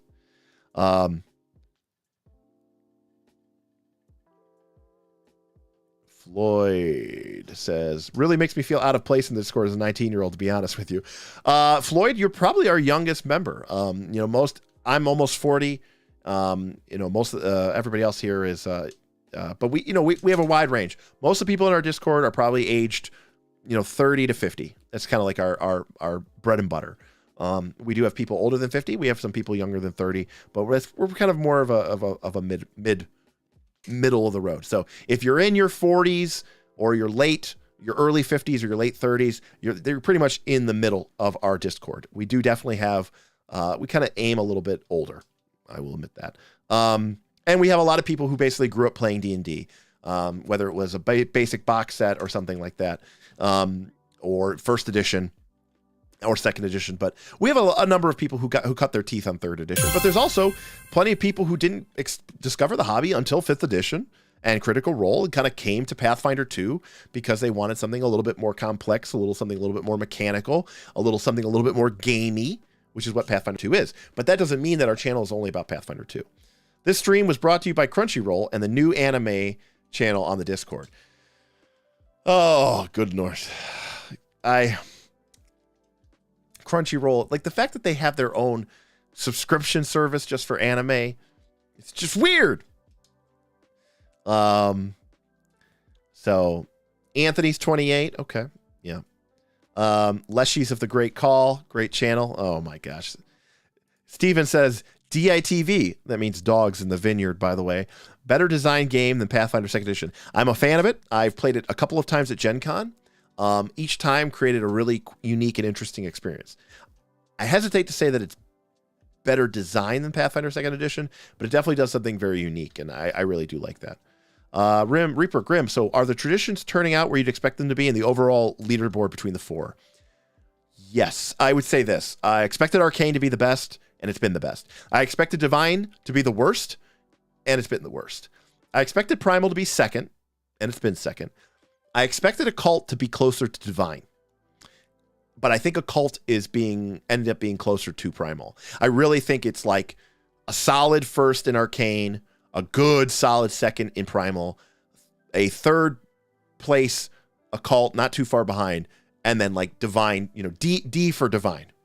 Like I thought it was going to be, like Arcane.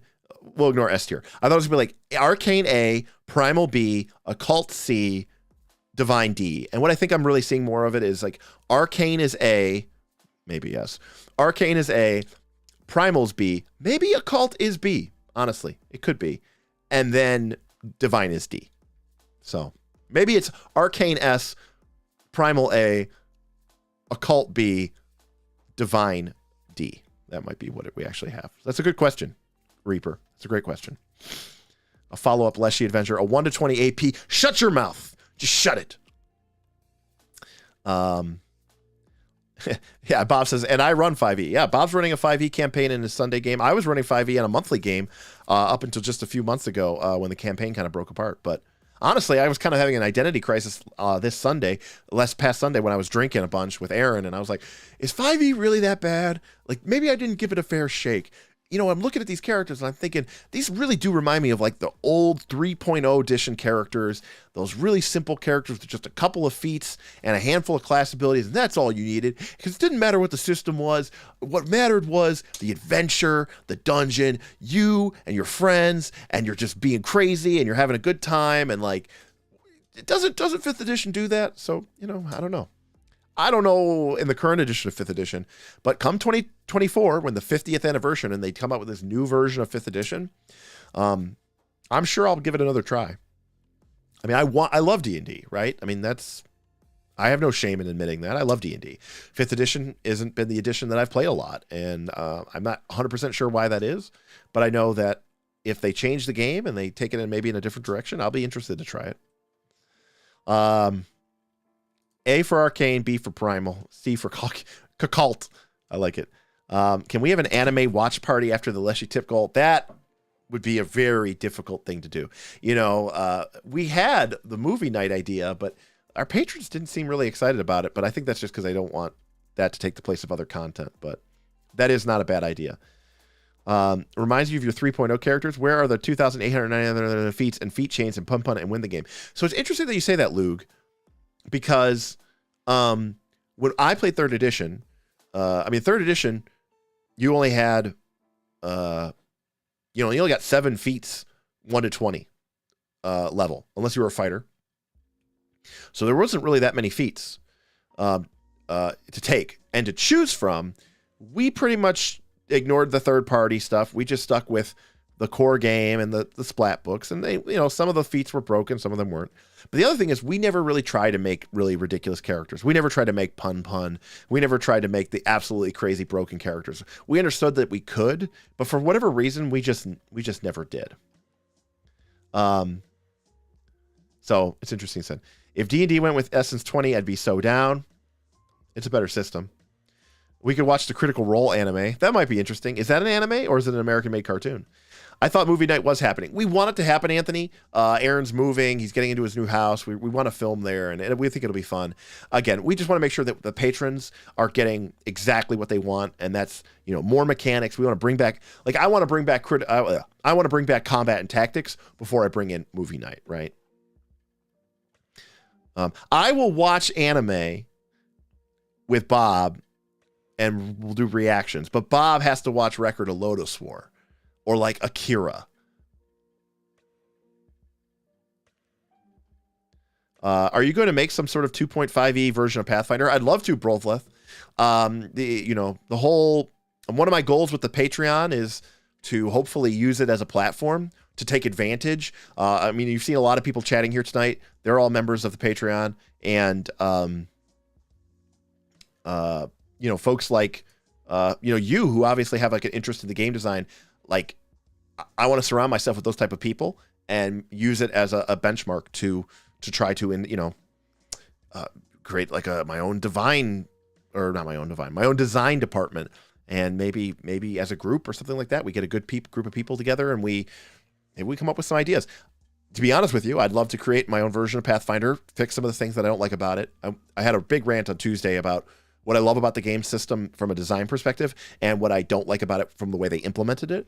But also, I'd love to actually just create my own game system someday and try to really address a lot of the things that I want out of a game system. And I think it'd be a fun exercise, and I've always been a little hesitant to do it because I understand that that's very overwhelming for me. So let's see. That's a great idea, Bob. There's definitely an overlap between Critical Role and anime. B for Bestial, C for Cthulhu, and Cacophony. I love it. I love to see C&T come back. Yeah, C&T is the number one thing that our YouTube viewers and our patrons want to see come back. More rules discussions, and it is definitely on my list. It's the number one thing that I want to try to get the channel moving and going in the right direction. Lug, I get you. I generally did something similar with 3.5 and Pathfinder. I banned myself from playing Wizards because it was so easy to break them. Yeah, you know, you could break it, but that doesn't mean you have to. Record of Lotus War, good time. Matthew, thank you for the tip. Enjoy your Age of Ashes game. Akira, yes. Akira sucks. Record of Lotus War is so good. I love the music of the opening. Kaseki no Umi is amazing. Agreed, incredible. Back in the day, like I'm talking about like the 90s, this is, you know, the early days of the internet. Like I tracked down, I have somewhere like the OSTs from all the Record of Lotus Wars. I could sing the song in Japanese. It's incredible. Record of Lotus Wars is amazing. It gets a little confusing sometimes because it's, you know, Japanese, but it is really amazing.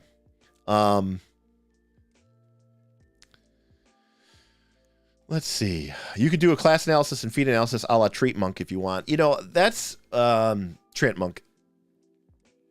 I'm sure we could. I just, you know, I don't know.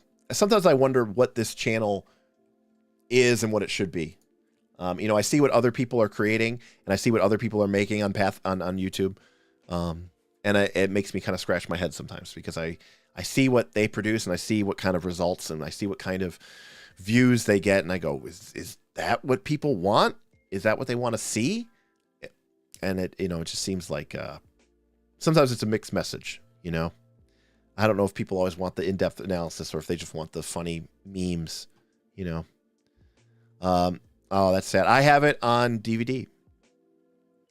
Anime Karaoke Night with Derek. Frozen Flame starts next week. Yes, it does. So next week, Tuesday, I'm going to put something out probably this weekend. So it'll be out way in advance because I really want to make sure people have a chance to lock it in. We'll probably do it at 8 p.m. Eastern Standard Time. Something Universal Time. We are going to do the session 0 for our quest for the Frozen Flame. That's going to be Bob, Tim, Aaron, and our friend Kaz, who, if you're on the Patreon, you had a chance to meet him in our exclusive Patreon-only Q&A. But for everybody else, it'll be meeting Kaz for the first time. And our friend Kaz lives in the West Coast. So the fact that we're playing online live through using Foundry is going to be very helpful. But this is going to be a very casual session 0, just like we were gathering around one of our tables. And we're going to have conversations about what kind of party to build, what are people's ideas about party balance, party strengths, party weaknesses, shoring up ideas. Me as the GM making sure that they are making choices that I think are going to fit in the flavor and the tone of the adventure, but also making sure that they're not shooting themselves in the foot by looking over or avoiding some sort of obvious, you know, thing. So next week, session 0 on Tuesday. So it's going to be pretty cool. So I'm looking forward to that.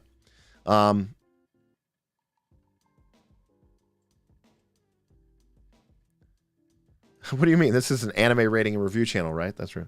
A class breakdown video would be cool. There is an unofficial, very highly curated official Knights of Last Call class tier list that we have never shared publicly, but it has been debated for many hours on the Patreon Discord by myself and Self-Confess Cynic and some other high-level folks since basically the very early days. And at this point, I think it is a very very good list for sure. But we've never actually made the video yet because I was making this video and I didn't want to do multiple tier videos, yada yada. Let's hope my GM runs the campaign faster than y'all so I can keep up with the stream without spoiling myself. That shouldn't be a problem, Floyd. With our new Pathfinder 2 AP, we're only going to be playing once every other week. So we're going to be playing twice a month, essentially, or every other week. I'm only playing every other week because I want to leave that other week open because I want to start playing something else besides Pathfinder 2. I want to showcase what gaming for me is all about, what gaming for my group is all about, and what I'd like to do for this wider community, which is expose more people to games other than Pathfinder and Dungeons and Dragons. So we're only going to be playing once every other week, so it shouldn't be a problem for you guys to stay ahead of us. Kendall says that they made a social class, the Scoundrel, based on my discussion about social classes and the social tier of play in Pathfinder 2 and how it could be interpreted if you used rules and interacted with it in a mechanically meaningful way. That's awesome. That's exactly the type of stuff I would like to see in another version of Pathfinder 2. So, you know, stay tuned, Kendall. That's really cool. There seems to be a difference between what people want to see on YouTube and what people want to pay for, just saying. That is true. I don't want to get into it in this stream, but you know, everything though is a funnel. Like if someone becomes our patron, it's because they liked our content. If they liked our content, it's because they watched our content. If they watched our content, it's because there was something on YouTube that showed them our content and then they found us. So it's like this weird balance between trying to create a wide enough funnel that you find people and not being so generic and bland that you attract all sorts of, you know, people who don't necessarily want to support you with Patreon donations or tips or anything like that. Hey, thanks, Floyd. Floyd tipped $3. I'm just gonna keep tipping you and recommend you to try Lancer when you bring up diverse systems until you actually try it. Well, you know what, Floyd? I have a very solid group of people who love mechs. I don't think it would be too hard for me to eventually get them to run Lancer, and I'm sure we'll try to make that happen. Again, a lot of stuff can happen as we sort of move into profitability with this channel. See, look, yeah, a lot of people loving it in here. And you know, maybe that's something that if I can't get my players to do it, maybe it's something I do with my patrons. I've got you know, Casey and Anthony here are both patrons, and they're already talking about running a community Lancer game, and maybe that's something that we just, you know, record or we live stream for people to see. So it'll be fun. Let's see here. I'm sorry, I'm trying to catch up with everything before I sign off here. Brothleth, I like your idea here about making a website and having people discuss it. I think that's a really cool idea. You might even want to consider setting up a Discord. It could be kind of crazy having a public Discord, but it can be also very useful. I feel like those type of videos are low-hanging fruit, easy to enjoy, but don't actually make you a better player GM. Ryan, I agree with you completely, but YouTube does not, and apparently neither does the audience, you know, and unfortunately, you know, when you only get like 1,000 views on a video, it's tough to really want to put your heart into something like that because it's just very unrewarding. Are you going to run this system for dummies for the other systems you plan to run? Yes. I mean, if I'm going to run a different system, I want to talk about it first. So I want to make sure everybody has a primer that understands it, because one of the biggest mistakes I think people make in one-shots, it's like with board games. When I play complex board games, someone will sit down to play a complex board game. They'll play it and they'll say, I didn't like the game. And it's because you really need to understand how the game works in order to really appreciate the game. And unfortunately, that first experience is always going to be a bad one. And so a lot of people play a role-playing game for the first time and they go, I didn't enjoy it. And it's like, you didn't know enough about the game to even be able to really appreciate it or enjoy it. So I think it's very important. Treant Monk is good because he has good homebrew, but I think class analysis videos are trash. It's all the same shit and no real analysis. I mean, that sounds par for the course for YouTube, KC. I assume Vin has put Sorcerer at S++. Look, no spoilers. Look, if you don't put Sorcerer at S tier, what are you doing? Monster Heart believers in the chat. If you do L5R, I'm down.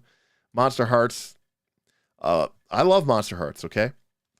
If you listen to our last podcast, the massive one, the 3+ hour podcast, the last half of the podcast is all about talking about Dungeon World and kind of like Powered by the Apocalypse, but it's talking about Bob's experience playing Dungeon World for the first time. And at the very end, it transfers into me explaining in more detail, because it's the podcast and I don't really give a shit about pissing people off, about why I like Monster Hearts so much, about why the rules interactions really speak to me. And I could hear Bob and Aaron being like, oh, wow, that actually does sound really interesting and cool. I really do want to play with them. It does sound really cool to play. And so, you know, maybe we might make some believers.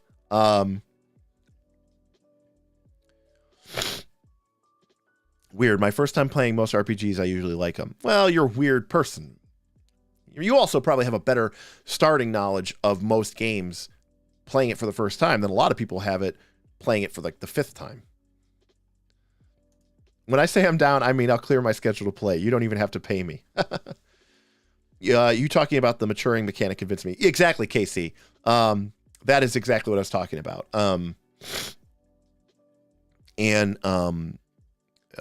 Again, it was, for me personally, Monster Hearts is like perfectly run as a 4 or a 5 shot. And I really love running this model where session 1 is your freshman year, session 2 is your sophomore year, session 3 is your junior year, session 4 is your senior year, and maybe session 5 is like an epilogue session if you want to have sort of like a denouement.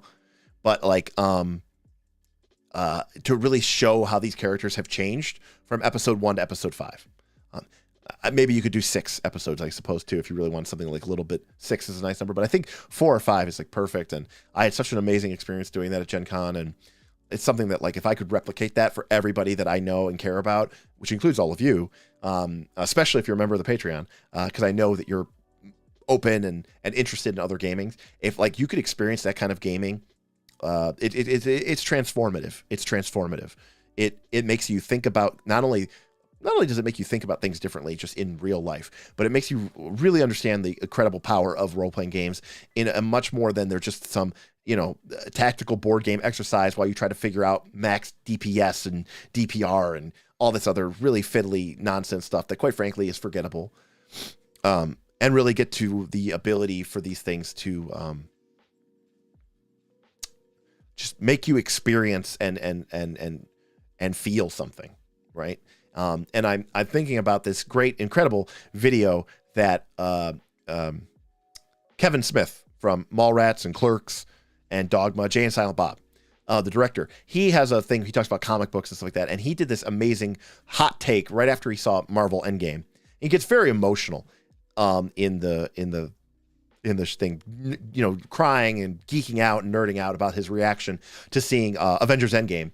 And he says something along the lines of like, he's like, when they do something like that and they make me feel something like that strongly, he's like, I will pay any amount of money in this life to feel something like that. Like that really spoke to me, because I felt that way when I saw Marvel Endgame as well, or Avengers Endgame as well.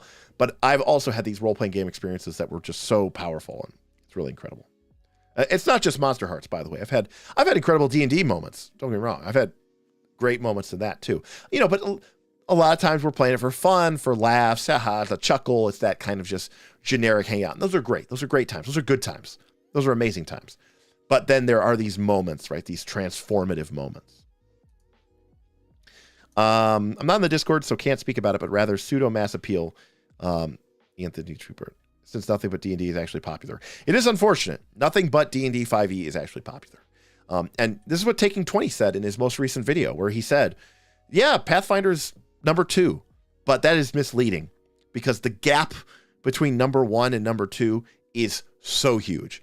It's like, I think China is like the country that spends the second most on defense spending after the United States of America, but it is a huge gap.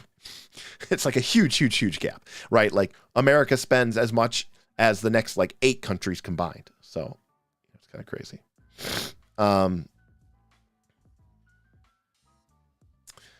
Anyways, just want to say to everybody, thank you very much. I appreciate you all. Thank you for the tips. Thank you for your patience. Thank you for your conversation, your thoughts, your time. It is the most valuable thing we have. I get to play in a level 11 cleric tomorrow. Moss, with his druid-free archetype, is going to be having a fun time. Hopefully kicking ass and taking names. Healing like a mofo, and I love it. Buffing the hell out of everybody. And casting some fireballs for good measure, because, that's what we do when we're a cleric of Saren Ray. So, I want to say good night to everybody.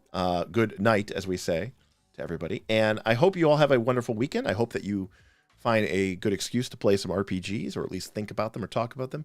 If you're interested in keeping the conversation going, link to the Discord is down below. We have several tiers, from the cheap $3 Squire, the lowest cost that we could possibly choose in Patreon, which will get you into the Discord, to our Night tier, which is $5, which gets you access to all of our bonus content, our bonus videos, our community mega game, and quite frankly, it's worth the extra $2.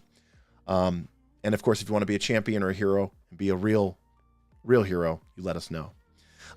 Thanks a lot, everybody. I will see you Tuesday for session 0 of Quest for the Frozen Flames on the Knights of Last Call.